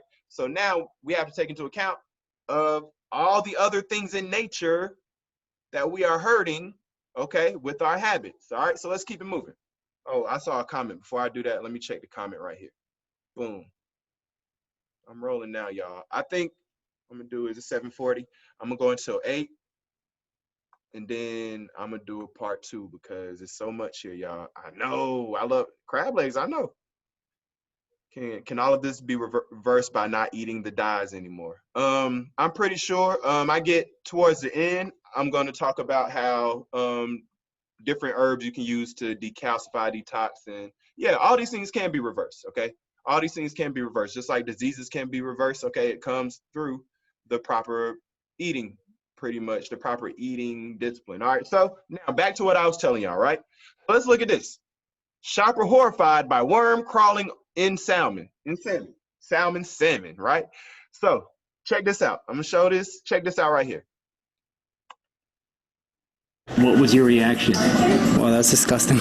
This is what disgusted Jack Sanchez. A package of fresh salmon at Costco in New Rochelle with a live worm in the fish. He called the manager over. She said it was pretty normal that the salmon had the worm or parasite. I searched through the packages of salmon inside the store. I didn't see any worms in the fish. But when I searched the internet, an entire page of posts popped up from Costco customers around the country who'd found worms in their salmon. Bon appetit. A California chef preparing an appetizer with Costco salmon spotted this squiggly parasite. It moves. Nice and easy. Wow, it's long, yeah. Fresh coho salmon. It must be fresh. I mean, if it's got a live worm in there, maybe they'll give me a discount on that one. The discovery of Japanese tapeworms 2 years ago in the salmon at multiple San Diego Costcos made national news. Does the company have a salmon quality control problem? I asked one of the New Rochelle store managers. Is there a problem with worms in the salmon? No, there is not, sir. A spokesman at... So you got the most important part of that. The gist of it is that once again, the same way we did with the beef, the pork and the chicken, where I showed you that there are living worms in every single one. We saw a clip of every single one, okay?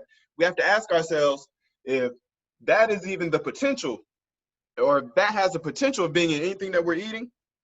Is it beneficial for us? Now let's talk about this real quick. A lot of people don't understand, just like red meat, salmon is not pink. Salmon is not pink. This is the color of salmon. Not only is this the color of salmon, this is that farm-raised salmon. When y'all try to be real fancy and say, oh, my shit farm-raised, like you got the fancy joint out the back of the market, right? So check this out. 95% of the salmon you buy today is farm-raised. This is what farm-raised salmon looks like before they dye it. The fish are fed food pellets infused with pink dye made by pharmaceutical giant Hoffman La Roche. They use a color wheel, just like you see in paint shop, to determine what shade of pink they want the salmon to look like. So check that out, right? Check that out. So now, okay, we've already found worms in it, discovered they even lying about the color, okay? We discovered that all the water around all the fish we eat is contaminated, filled with not only pollution, if it's not pollution, in their farm raised, it's filled with bacteria, it's filled with feces, it's filled with antibiotics and steroids, right? Let's keep going. Next slide, what we got? Because I paid special attention to seafood because I knew that that's the one people try to hold on to. And I understand it, I get it, you know, but we also have to have knowledge about this, okay? So check this out. The awful truth about salmon right here. Adam Ruins Everything. And this show is also on Netflix, all right? If you have Netflix, please watch Adam Ruins Everything. I highly advise this show, and I don't advise a lot of white shows, but this is one of those good ones. But check this out. This is a little excerpt of how Adam Ruins Everything goes.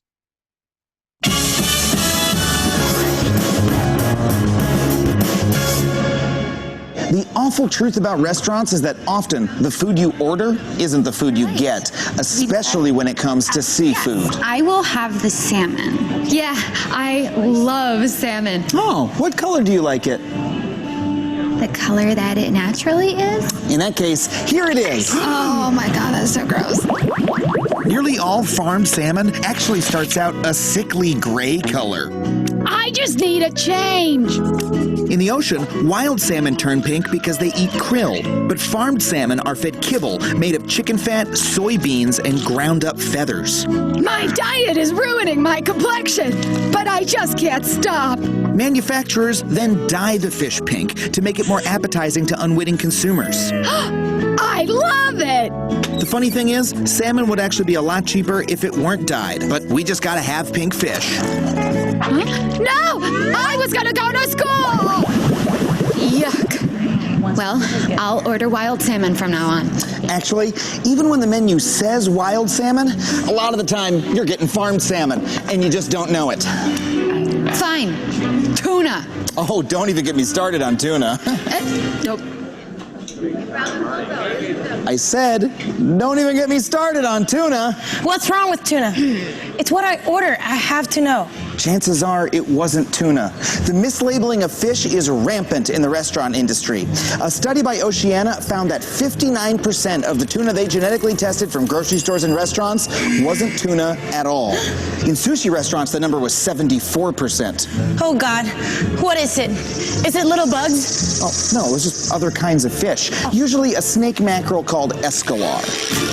Well, whatever, so long as it tastes good. Oh yeah, escalar tastes great, and you'll be fine for a few hours. But the flesh of escalar contains waxy deposits that are not easy to digest. This is so good. I feel so not good. You'll probably need this. It makes you poop. Yeah, we got it. All right.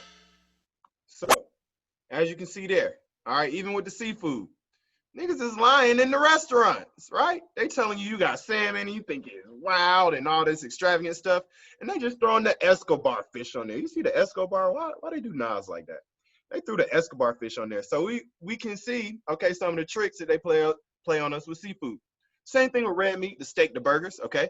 When something dies, this is what it looks like. When it goes to the grocery store, they have this needle, the syringe, and they pump it with carbon monoxide and turn it back red. Why do they do that?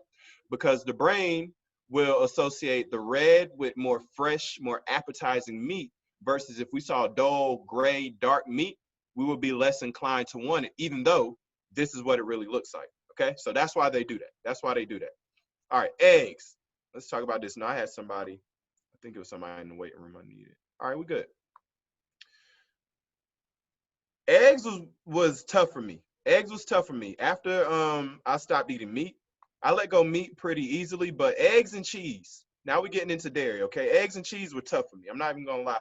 And those were the two things that were the hardest for me to give up, all right? When I went to Waffle House, I was still sneaking the scrambled eggs out of there, all right?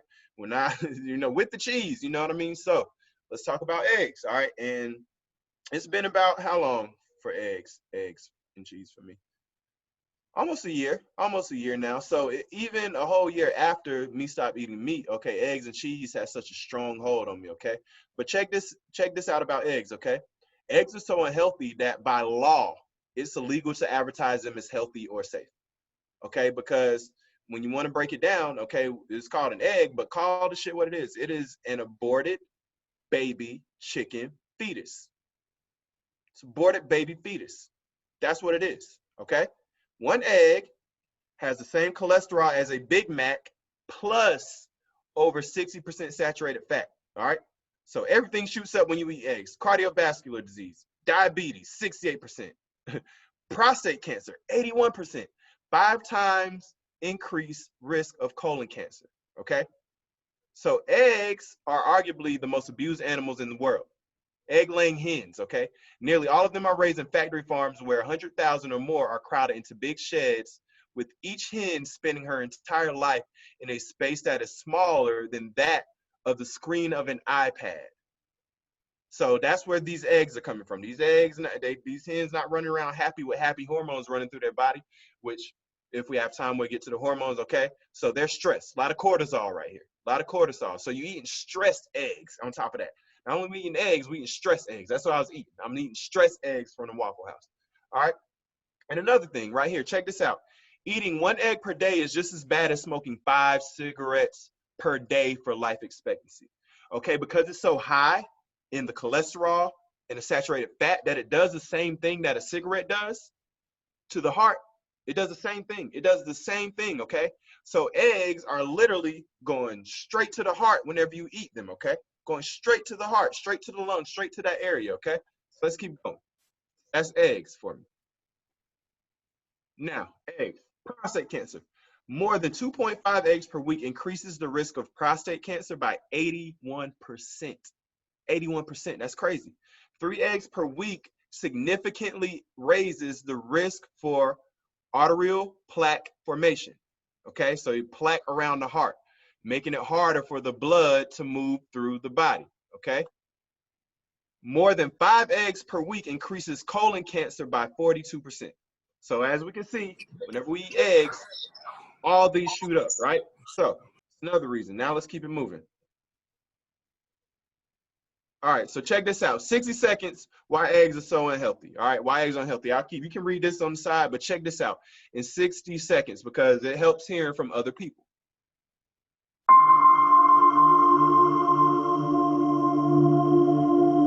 The egg industry has misled us to believe that eggs are nutritious health foods that are essential for the human body, although it is actually illegal to advertise eggs as healthy or safe. Eggs are very high in fat, saturated fat and cholesterol, which will increase the risk of heart disease and can cause other serious health problems like diabetes. Eggs actually have over 3 times more cholesterol than a steak.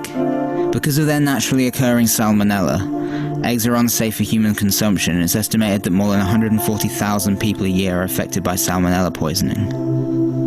Eggs have been marketed as a healthy source of protein, but animal protein is far too acidic for the human body and has been associated with cancer, diabetes, and heart disease. They have also been advertised as a perfect source of iron, but a 50-gram egg contains only 0.6 milligrams of iron, which is considerably low compared to healthier plant-based alternatives like beans, seeds, nuts, and greens. You cannot say eggs are safe to eat, can't say they're safe, can't even mention safety, can't say they're healthful. All references to healthfulness must be deleted as well.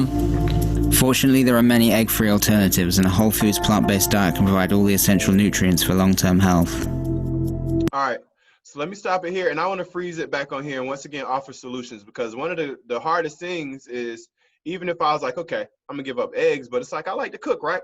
And damn, I didn't know, you know, about egg substitutes. A lot of things we cook, especially the soul food and the things we cook, right, are a lot of egg ingredients, right? They call for eggs. So here are just some alternatives to eggs, okay? And some I've tried personally. I've tried the ground flax and it works, okay?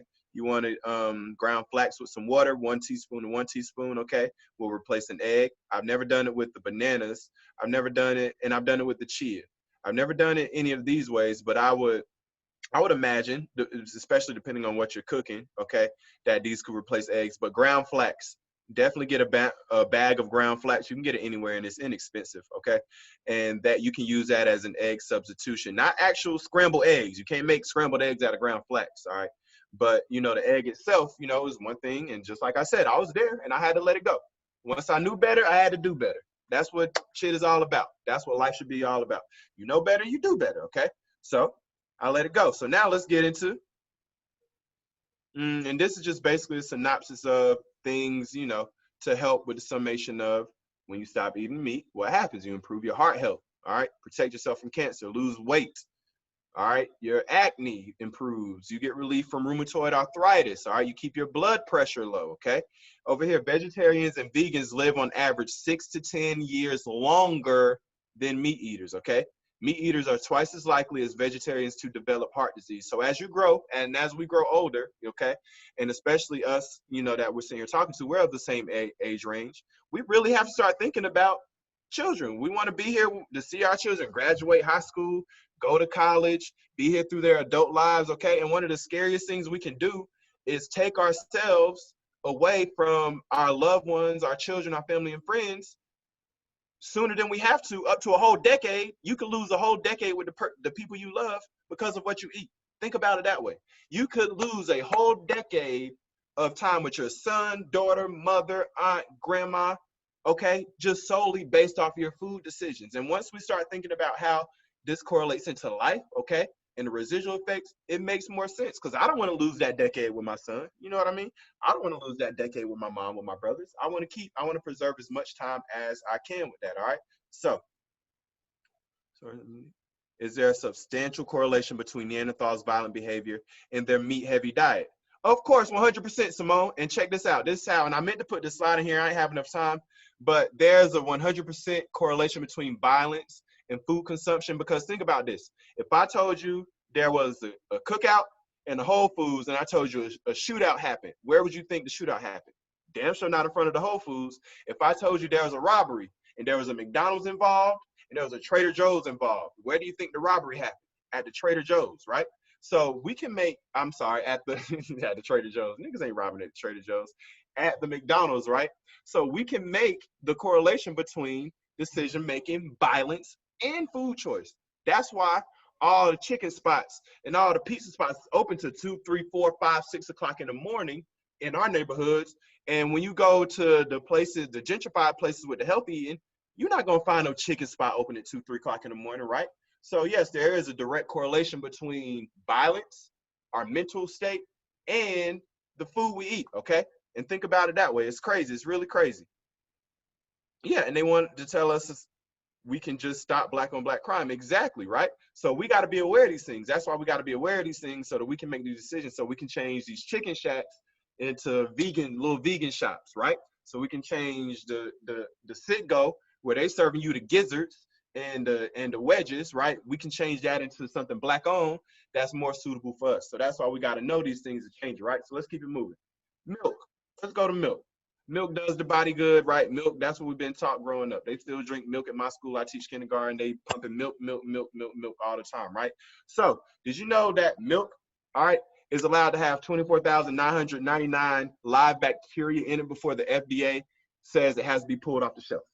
Did you know that milk, okay, milk has over 50,000 somatic cells, which is a euphemism for pus, and it's pasteurized, which is a process of which you heat something up, okay, and you destroy all the enzymes and minerals in it. So even when you get, and this is another tip too, this isn't in here, but like orange juice, apple juice, look at your milk. Anything that's been pasteurized has 0 vitamins in it. So you can pick up an orange juice and think you're getting vitamin C, but what you don't check out is if that orange juice was pasteurized, that vitamin C that you're getting is artificial, all right? If that apple juice was pasteurized. The vitamins you're getting from that apple juice is artificial. They had to replace it, okay? So when you think of pasteurized, think of destroying everything in it, okay, just to make it a base, okay? So now let's talk about milk, okay?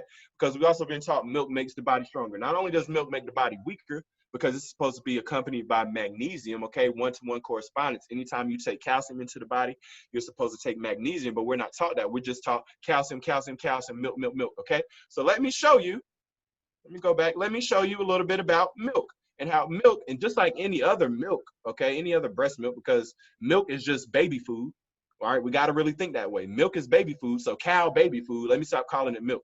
Cow baby food is just filtered blood for cows. So let's look at this. Hi, this is Emily from Minute Earth. Supermarkets have lots of milks to choose from these days, many of which are the product of blending up and straining various nuts and seeds. Plain old milk, on the other hand, is also a strained product. It's filtered cow blood.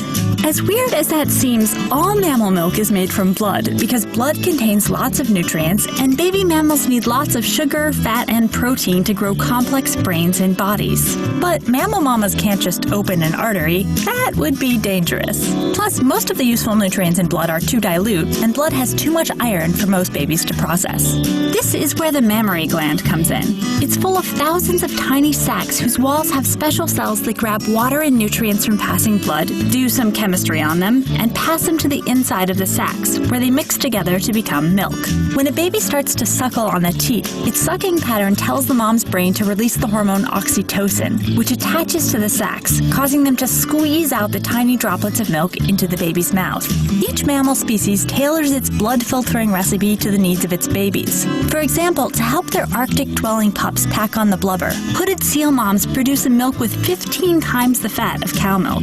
Cottontail moms make high-protein milk for their bunny babies, allowing them to develop their hopping muscles quickly. The tamer wallaby can make 2 different types of milk in 2 different teats at the same time. One high in sugars for a newborn in the pouch, and one high in fat and protein for her waddler. And while selectively bred modern dairy cows don't have a particularly wacky recipe for their milk, they sure make a lot of it. The current record holder, a Holstein named Aftershock, can produce a bathtub full of milk every day. That's utterly impressive. Let's just stop right there. All right, so as we can see, right, baby cow food was designed for who? Baby cows. Right? And something I did with my kids, and it's so funny with teaching, when I asked my kids this question, and I ask adults this question too. I say, name something else in nature, name another living thing that drinks the baby food of something else. You don't see a lion drinking the baby food of an ostrich. You don't see an elephant drinking the baby food of a giraffe. So why are humans the only thing walking earth that have been taught to drink the baby food of something that's not us, right? So we have to think about it that way. All right, so more things, okay, about milk right here. Casein in cow's milk is the most relevant cancer promoter ever discovered. Casein, remember this word, C-A-S-E-I-N, casein, same thing that's in cheese, okay? This is the most relevant cancer promoter ever discovered, okay? It is high in casein. So milk, okay, milk, and as we're about to get into all these liquids, okay, milk can give you certain types of cancer faster than certain meats we're eating a lot of times. Dairy can be more detrimental to our health a lot of times than meat, okay? So we think we're doing ourselves a benefit by, we can just say, all right, I'm giving up the meat, but I'm still, I'm gonna do the milk and the eggs and still, and we're not understanding that a lot of times those eggs and that milk have more health detriments than meat, all right? From calcium, look, calcium from milk is poorly absorbed compared to plant-based calcium, all right? Lactose, we're gonna talk about that in just a second. Black people weren't designed for this. We lactose intolerant, most of us are, all right? So, of course, the alternatives, coconut milk, all right, I use coconut milk. Almond milk, you kind of wanna, I'm just discovering about almond milk. That's what I used for a really long time, but I'm discovering that a lot of the almonds are even compromised now. So the best milk alternative, and not even milk, because it's not milk, is juice. It's coconut juice, it's almond juice. It's not milk because it's not coming from a living mammal to procreate, right, to help their young grow. So it's juice. So I use flax. There's a flax brand of milk. All right, and coconut milk are probably your two best ways to go. All right, your two best ways to go. Real quick, because I know I'm rambling, I want to come back here because I know I'm talking a lot. All right, you know what? Because I'm still rolling. I think I got about 20 minutes of presentation left, and I'm just trying to be mindful of y'all's time. I can keep rolling. I can keep rolling. Just let me know. I can, where am I at? Oh, I'm almost there. Where am I at? 95. Like I said, all right, I'm at 66. So y'all just let me know. I can keep rolling. Like I said, I'll probably be done. This will probably take me about 20 minutes. Okay, just let me know if y'all want me to keep rolling, if we need to stop. I know I packed a lot of information right there. So if y'all are good, I can keep rolling. All right. All right. Hey, let me keep rolling then. All right. Let's keep rolling then. Let's go. I appreciate y'all. I really do appreciate y'all for listening. All right. I promise you I'm going to be done in just a second. All right. Let's start here. That's way at the end. Let's talk about cheese now. Cheese is my thing too. Damn, I love some cheese. Damn, I love some cheese. Even my man Tyrone over here. You got any more of them cheese triangles? That's how I am. When cheese shit sounds good and then you add cheese to it? Come on. Come on. My whole life I've been taught that cheese makes everything better, and I felt that cheese made everything better, right? So once again, me understanding, that's where I was, okay? I was the same way, all right? So now, let's talk about why cheese is so addictive. Let's talk about it. According to research, doctors claim that cheese has morphine-like compounds called casomorphines, casein. Remember that word casein I told you about in the milk? Let me scroll back. Casein, casomorphines, okay? That attack the brain's opiate receptors, opioids. All right, I want to make these word connections with y'all, okay? Making the food even harder to resist than its high levels of fat and salt already do on their own. Similar to heroin or codeine, the casomorphines in cheese slow the intestinal speed with an anti-diarrheal-like effect. That's why when people say, oh, you're going to eat cheese, you're going to be constipated, okay? Because the casomorphines slow your intestinal speed, okay? That's why people associate cheese and constipation, because it has an anti-diarrheal effect, okay? It doesn't make you regular. This is why cheese, like opiate painkillers, can be constipating, okay? That's why, okay? If you know anybody that suffer from opioid abuse, same way. They're typically not regular, okay? All right, so that's why cheese is so addictive, because it activates the same parts of the brain as codeine and heroin. So cheese is literally a drug. Cheese is literally a drug. That's a fact, okay? Cheese is literally a drug, all right? And it's a drug I struggled with for most of my damn life. So I get it. I understand it was very difficult for me. It was super difficult for me, but it got easier, okay? That's the thing I learned about this journey is the hardest part is the beginning. The hardest part is the beginning, because you get to a point that you don't even think about it. It just becomes your nature. Once you change your nature, okay, once you change your nature of it, it gets easier with time. It doesn't get harder with time, it gets easier. I don't even think about the shit that I don't eat anymore because I don't miss it, because it's been so long, okay? So even down here, dairy industry equals rape industry. Why is this a correlation? Because, okay, for cows to produce milk, they have to be pregnant, okay? Cheese, yogurt, think about all the things that come from milk. So to keep cows pregnant, they artificially inseminate cows. This is what he's doing. He is raping this cow, making this cow pregnant so that this cow continues to produce milk, which will produce cheese and yogurt and everything else, okay?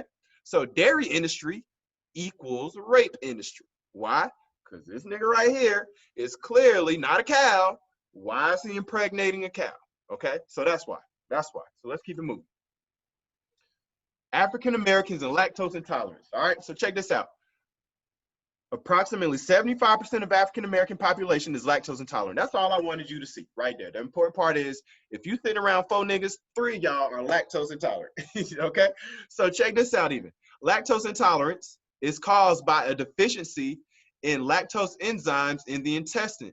People who are lactose intolerant are lacking in this enzyme or do not have the lactose enzyme in a sufficient quantity. Now, let me tell you, you're not supposed to, okay? You're not supposed to. You're not supposed to. You're not supposed to have that enzyme. That's why we're lactose intolerant, because that's your body telling you, why are you putting this cow secretion, this cow pus, this cow blood into my body, which is what cheese is, which is what yogurt is, which is what milk is, which is what all that is, okay? So being lactose intolerant is a good thing. That's not a deficiency in us, okay? That's actually our body telling us that we reject this foreign thing that you're putting into our body, okay? And there's a reason 75% of us are lactose intolerant, all right? So, keep it moving, skip one. Now, GMOs, as I enter the last part of this presentation. So we didn't talk about all the meats, right? Now let's get into GMOs. All right, what is a GMO? A genetically modified organism, okay? So basically, something that they take a plant, they take something and they tamper with the RNA, the DNA and the RNA, and they change it into something slightly different, okay? Pay attention over here. Top 10 genetically modified foods. Corn. Corn is important because in a second, I'm about to show you how much shit is made out of corn that you weren't even thinking about. All your cookies, your snacks, your corn, okay? So it's very important to realize this is the number one. By far, the number one most genetically modified food by far is corn, okay? Soy, tofu, okay?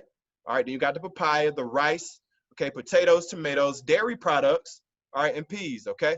All right, so check this out. Let me check the comment real quick before I show you this video. But as I'm doing this, this is basically a video that's going to show you a little more about GMOs.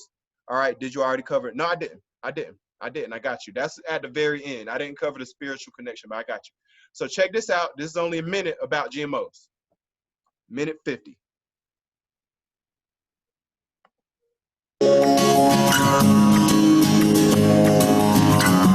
You can find it printed on certain cereals, chips, vegetables, even canned foods. But what does this label really reveal about your food? With many topics in the food industry, it's something to educate yourself on and then make that decision at a personal level. GMO stands for genetically modified organism. If your food has GMOs, it means the plant, crop, or seed has in some way been altered. Potentially to make it resistant to more insects or resistant even to the pesticides used for those insects, so that the farmers have some perceived improved outcome. So those could be larger harvest, reduced bugs that destroy them, or it helps it grow or perform in a better way. But what does that mean for the consumer? The thing about GMOs is one thing they find is those type of foods may have more pesticides used on them because they're resistant to that. So our bodies may react to those pesticides. And they find it might change our microbiome. So if you're having digestive issues or other allergies, then it may cause internal issues that we're not necessarily thinking of. Some of the highest GMO products are corn and soy, products that are often used to create other ingredients found in many of our processed foods. People who have autoimmune type conditions or food sensitivities, food allergies may be more susceptible to the GMO type crops. So in addition to noticing things like saturated fat, sodium, sugar, and calories in a product, health experts say it's also important to look for the non-GMO label to ensure you're getting the purest form of food. All right, so GMOs, pretty much food with chemicals injected in and or on them, okay? So why are GMOs important? Check this out. All right, because on my journey, as I gave up the meat, I was like, damn, gotta give up meat, gotta give up all this, right? Oh, that's cool, because luckily we're in the generation of they're very vegan friendly, right? The Beyond Sausage, the Morning Star, the Garden Inn, right? This is how I started off. I was killing some Morning Star. You couldn't tell me shit about the black bean burgers, all right, the burgers, all right? Loved the good Beyond Burger. I loved Beyond Burgers, all right? All right, and the groundless, the chickenless chicken, the beefless ground beef and all that, right? But what I didn't know is largely that a lot of these things were heavy in soy, all right, tofu. Tofu is soy, okay? So what? Let's talk about soy. It's filled with, not only is it not nutritional, it's filled with anti-nutrients, okay? Soy contains high levels of phytic acid and phytoestrogens, okay, which withdraw nutrients when processed by your body, okay? So they're taking nutrients from your body. Soy, tofu takes nutrients from your body. It's linked to multiple cancers. Soy has been linked to the endocrine disruption, infertility, breast cancer, hypothyroidism, all right? Thyroid's big problem in our community, and thyroid cancer, okay? and harmful to children. Diets high in phytic acid can cause growth problems in children. Soy formula has been linked to autoimmune thyroid disease in infants. 50% of female embryos exposed to soy and estrogen, okay, all right, had a unnecessarily high, okay, thyroid papilloid, okay? And infants on soy formula received the estrogen equivalent to 5 birth control pills a day. So the last thing you want to do to your baby, women, all right, is feed them that damn formula. No matter what you do, you don't want to feed them that formula. And maybe I'll do another presentation on even, you know, me learning so much about the woman's body in pregnancy, okay? Breastfeeding is not only beneficial to you, and children technically should really be best breastfed the first few 2-3 years of their life.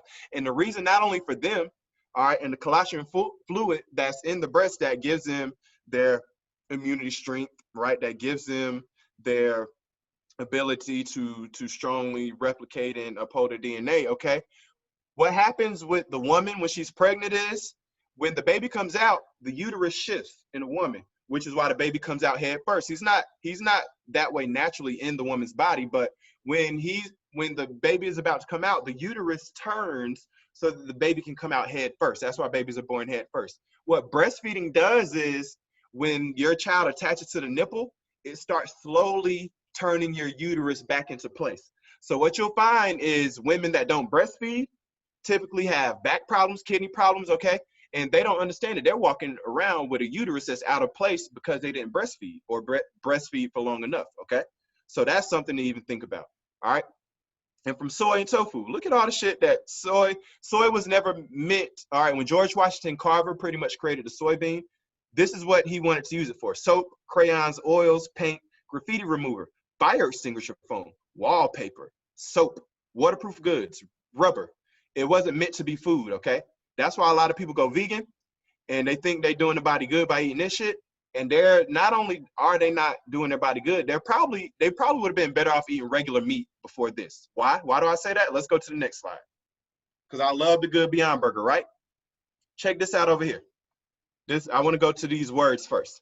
University of California professor, okay, Frank Mitloner gave pro real meat interest an interesting talking point with the observation that the ingredients in the 2 leading plant-based meatless burgers are almost identical to those in dog food. This is a professor at the University of California, okay? The brands Impossible Burger and Beyond Meat both contain over 20 highly processed ingredients commonly used in pet foods. Flavors and coloring are the only ingredients used in vegetable-based burgers, but not dog food. So next time you think about a Beyond Burger, if you've ever bought one, I know I bought one and I smelled it and I always said, damn, this shit smell kind of weird. And in the back of my mind, I always told myself, this kind of smell like dog food, because this shit is dog food. Beyond Burgers are dog food. Impossible Burgers are dog food. There's no way around it. Okay, I even went out my way to count these ingredients to see if there's tripping. There are 22 down here, and it says contain over 20 highly processed ingredients. The only 2 that it took out, what were the flavors and the coloring? If you take 2 away, all those are maltodextrin, the acids. Whenever you start seeing all these acids in your shit, you don't want it. Any words you really can't pronounce in your food, you don't want it, okay? Pea protein isolate. Nobody still knows what the hell a pea protein isolate is. And remember that ingredients on anything are listed by weight. So the first thing is the heaviest thing. So the first thing in a Beyond Burger is something nobody fucking knows what it is. Pea protein isolate, okay? So I had to give those up too, and that hurt my soul too, because I'm like, damn, okay? Soda. Let's talk about soda real quick. All right, soda. Because soda is the #1 cause of obesity in America right now. Not meat, not dairy, it's soda. Soda and soft drinks, okay? So what does soda do in your body? 20 minutes after drinking the soda, your blood sugar spikes, causing an insulin burst. All right, your liver responds to this by turning any sugar into fat. So most of our obesity is coming from the sugar in soda. 40 minutes later, caffeine absorption is complete. Your pupils dilate. Your blood pressure rises. As a response, your liver dumps more sugar into your bloodstream. The adenosine receptors in your brain are now blocked, preventing drowsiness. All right. Shit was a little blurry. I couldn't see it. 45 minutes later, your body ups your dopamine production, stimulating the pleasure centers of your brain. This is physically the same way heroin works, by the way. Okay. And I love how they put that at the end, because soda does the same thing to the body that heroin does. All right, does the same thing to the body that heroin does. All right, let's go even deeper. What are some side effects of soda? Phosphoric acid weakens bones, rots teeth. You've seen them old ladies that drink a bunch of soda. You've seen their teeth. I ain't even gotta keep going. You've seen old people that drink a lot of soda and you've seen their teeth. That's all I'm saying. Excessive artificial sweeteners, all right, make you crave more. All right, the formaldehyde, which is also in vaccines, is a carcinogen, cancer causing. All right, it is not added in soda, but when you digest it, okay, it will break down into 2 different amino acids, which are methanol and formic acid, which makes formaldehyde. All right, and on top of that, the high fructose corn syrup, okay, because that's the #1 ingredient, and we're about to go into this in a second. High fructose corn syrup is a concentrated form of sugar, fructose, derived from corn. It increases body fat, cholesterol, and triglycerides, and it also makes you hungry, okay? So your soda is made out of corn. Your soda is made out of GMOs. We just talked about, let's make the link, okay? I just told you high fructose corn syrup comes from corn. Corn is the most genetically modified food on the planet. So not only is it coming from corn, it's coming from GMO corn. Let's keep rolling, all right? So let's talk about what soda does in the body, okay? Let's talk about this. What's so harmful about sodas and sugary drinks? And I told myself to go to 53 seconds. That's when she started talking, what you need to know. So check this out. Is that sugary drink consumption in our country, and in fact worldwide, has led to health havoc of alarming proportions. Sugar-loaded drinks are the #1 source of added sugars in the American diet and the single largest contributor to the obesity epidemic.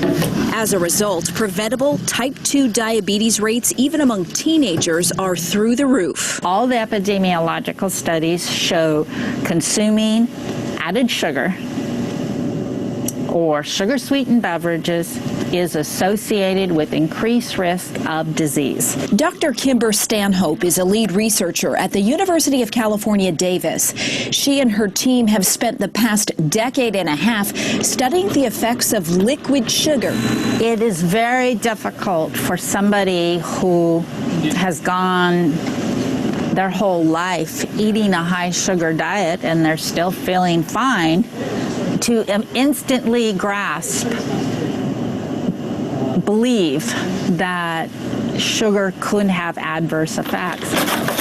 Problem is, Dr. Stanhope says, our bodies did not evolve to deal with the daily sugar jolts we're giving them when we consume sodas and other sweet drinks. When you have a big gulp, that is an awful lot of fructose for the liver to have to deal with at that given moment.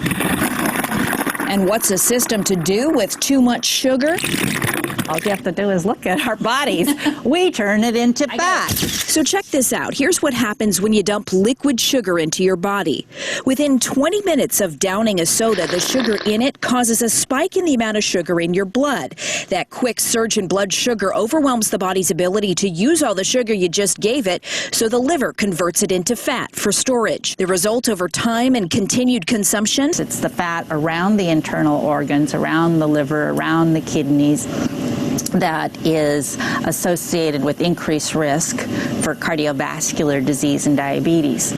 Informing people about the science behind liquid sugar's unique effect on our body's metabolic systems is a critical first step in avoiding or stopping the progression of chronic disease. I think anything we can do that will reduce sugar consumption is worth trying. It's education. So, as you can even see right there, okay, was causing obesity and causing a lot of these diseases faster than any meat I probably name is the shit we probably consume more often and think is safer than meat. The sugar, right? The eggs, the cheese, the milk. The shit that we think is safer than meat is really the stuff that's killing us, right? Really the stuff that's killing us. So let's keep it moving. So if that's not enough, check out what else is in a lot of these sodas we drink. You know what this is? This is called Cinnamix. You know what Cinnamix is? It is the code name, the alias name for aborted baby fetuses, okay?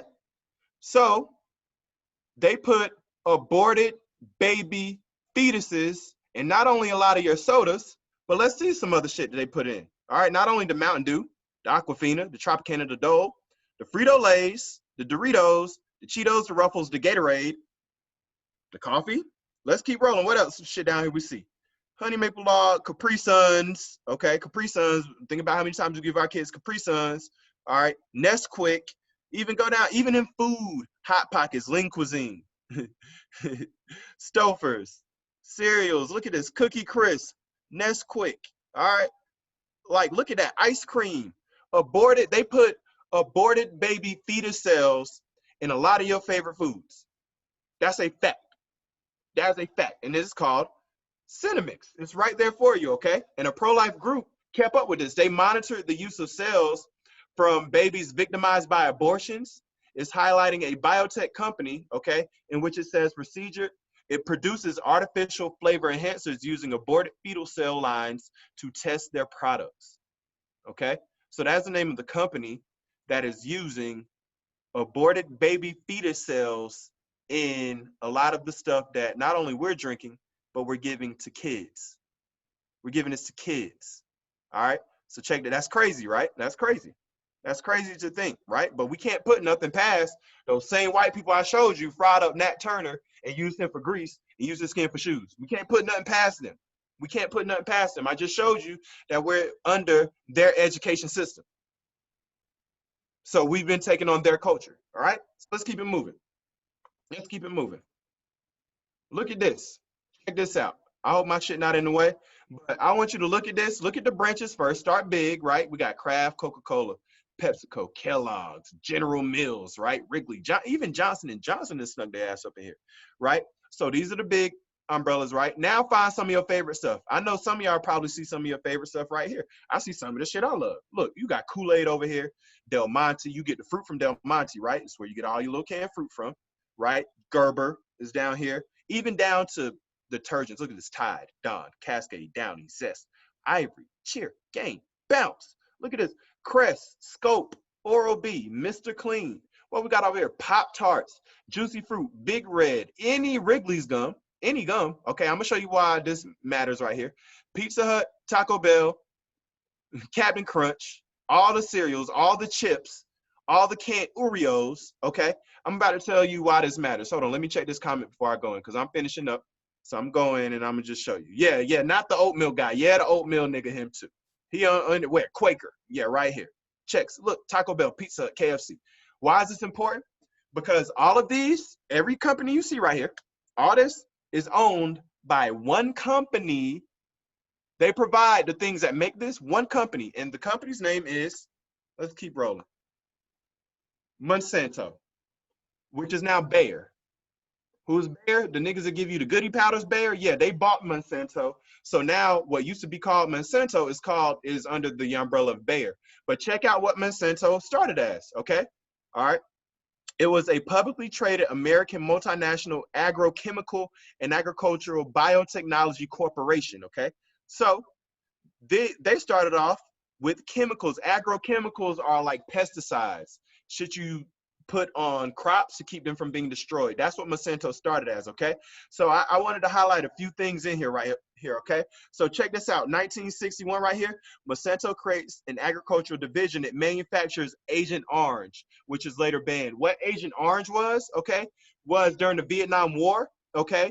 Monsanto created Agent Orange as a chemical to spray over Vietnam to kill all the trees and all the shrubs and all the greenery around it, so that the Vietnamese soldiers couldn't hide from the American soldiers. So they created Agent Orange and sprayed it all over the Vietnamese, pretty much geographical locations where their soldiers would be hiding, so that it could destroy all the plant life, okay? It could destroy all the plant life, and then, okay, it would make it easier for the American soldiers to kill the Vietnamese soldiers. Same people, okay? So why is that important? Why is that important? They also created Roundup Killer, and I'm finishing up, y'all. These are my last few slides, all right? So check this out.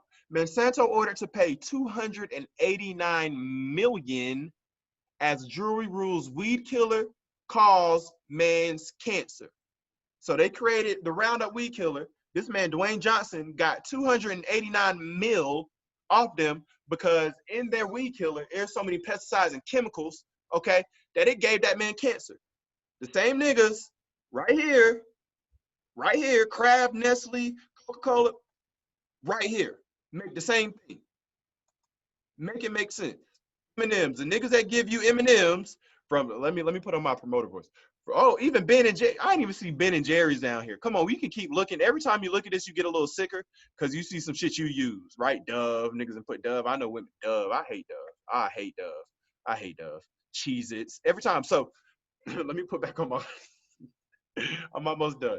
From the niggas that gave you M&Ms and Twix, gave you $289 million because they giving niggas cancer. Okay, now let's talk about this because in my research yesterday, I was years old when I learned this. This happened yesterday. Check the date, June 24th, 2020. This is what happened yesterday, y'all. Bayer, who is Monsanto, Inc.'s largest settlement in pharmaceutical history with $10 billion Roundup deal. Yesterday, and this was just in me searching. Look, I'm gonna be honest with y'all. This is how I found this shit. I was searching for a picture yesterday to put right here. And the news popped up about them. They paid out $10 billion yesterday because of the damages done by the chemicals they create. And check this out, which was even crazier. The deal will settle roughly 75% of all Roundup suits. So that $10 billion only settled 3/4 of it. So these are the same people, okay? The same people that gave you Agent Orange, that destroys crops, that had to pay Dwayne Johnson $289 million, which paid out $10 billion yesterday. Them same niggas make your soap, make your cookies, make your make your dish detergent. Look, y'all didn't even see this down here. Tampax. Oh, y'all need to see Old Spice, Gillette, Pantene. Make your shampoo. Okay, they're owned by the same people.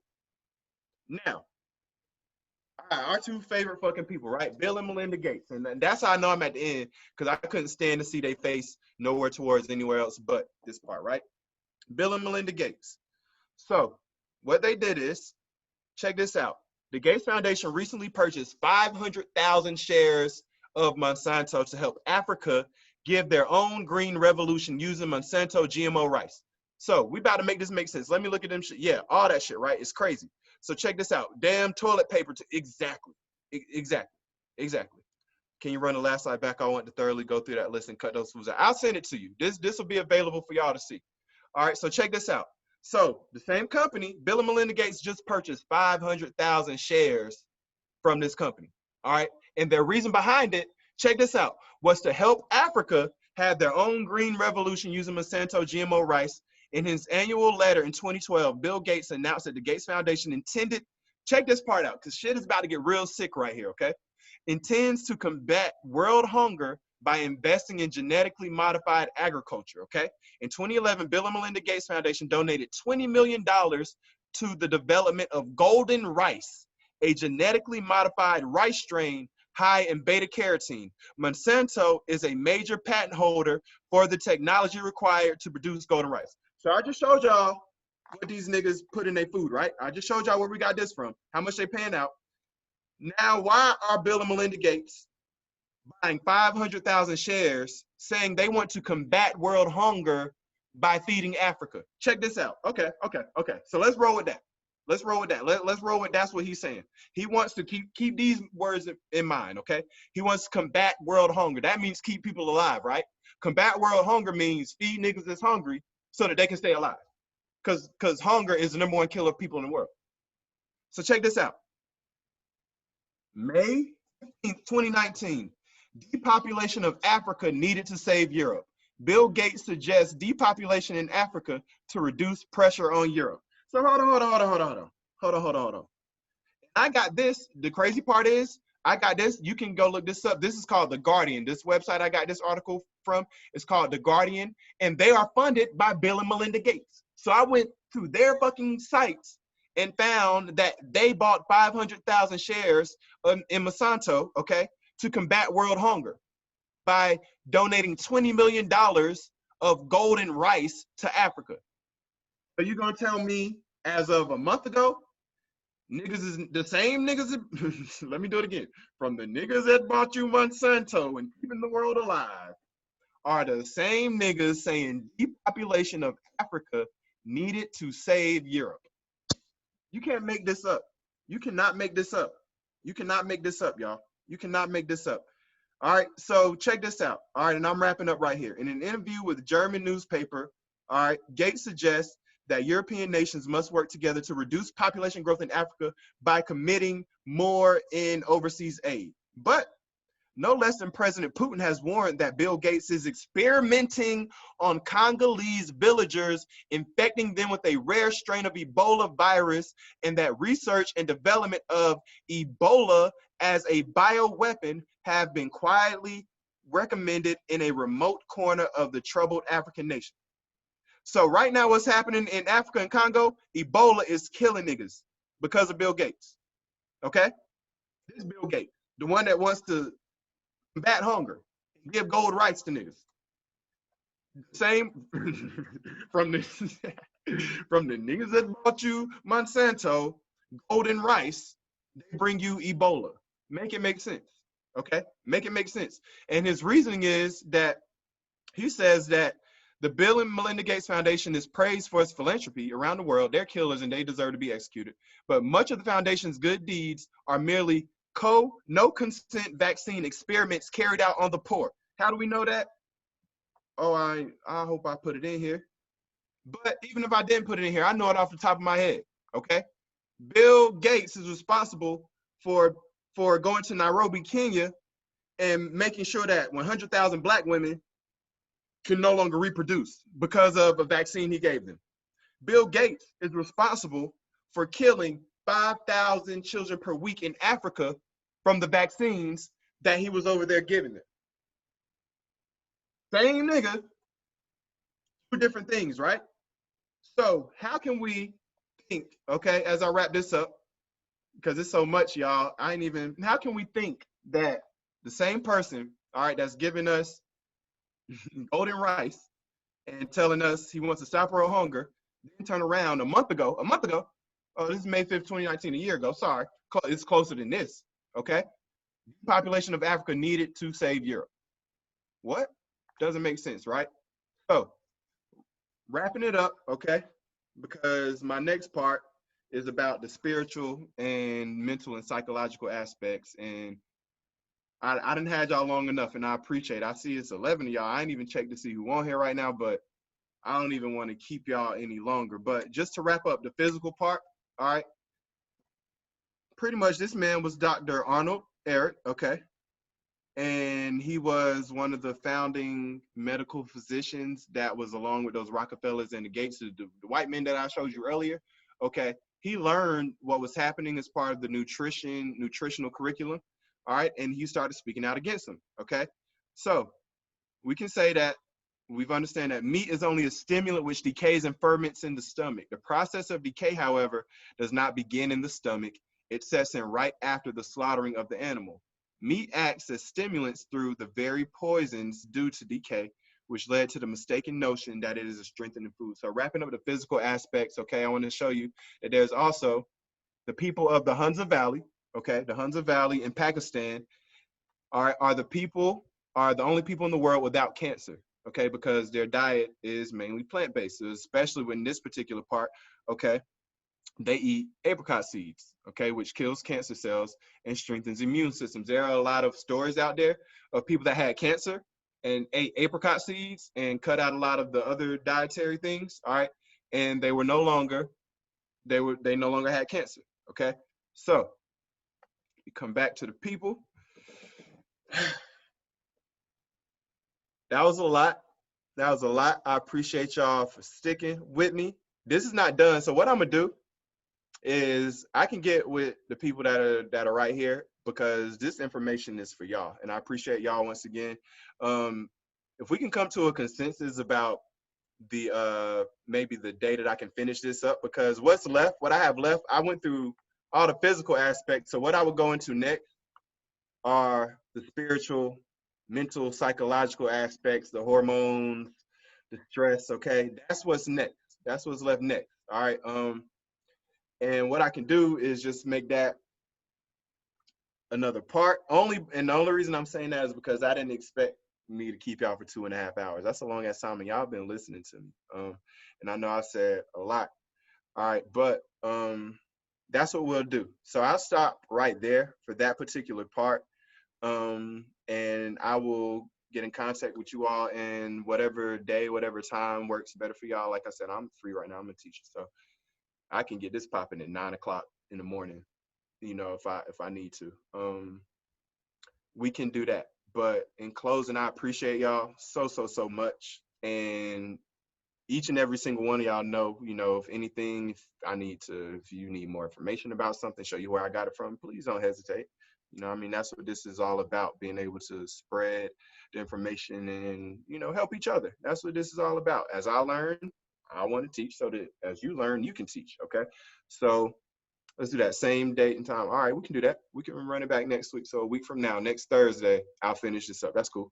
Okay, but I love and appreciate y'all. Before I go, I would be remiss. I've done all the talking. Does anybody want to ask anything directly before we end this? I'm more than open to that. So does anybody? If not, you know, that's perfectly fine. Y'all can unmute yourselves. I'm good. But if not, you know, I appreciate y'all. I appreciate y'all so much. Thank you so much.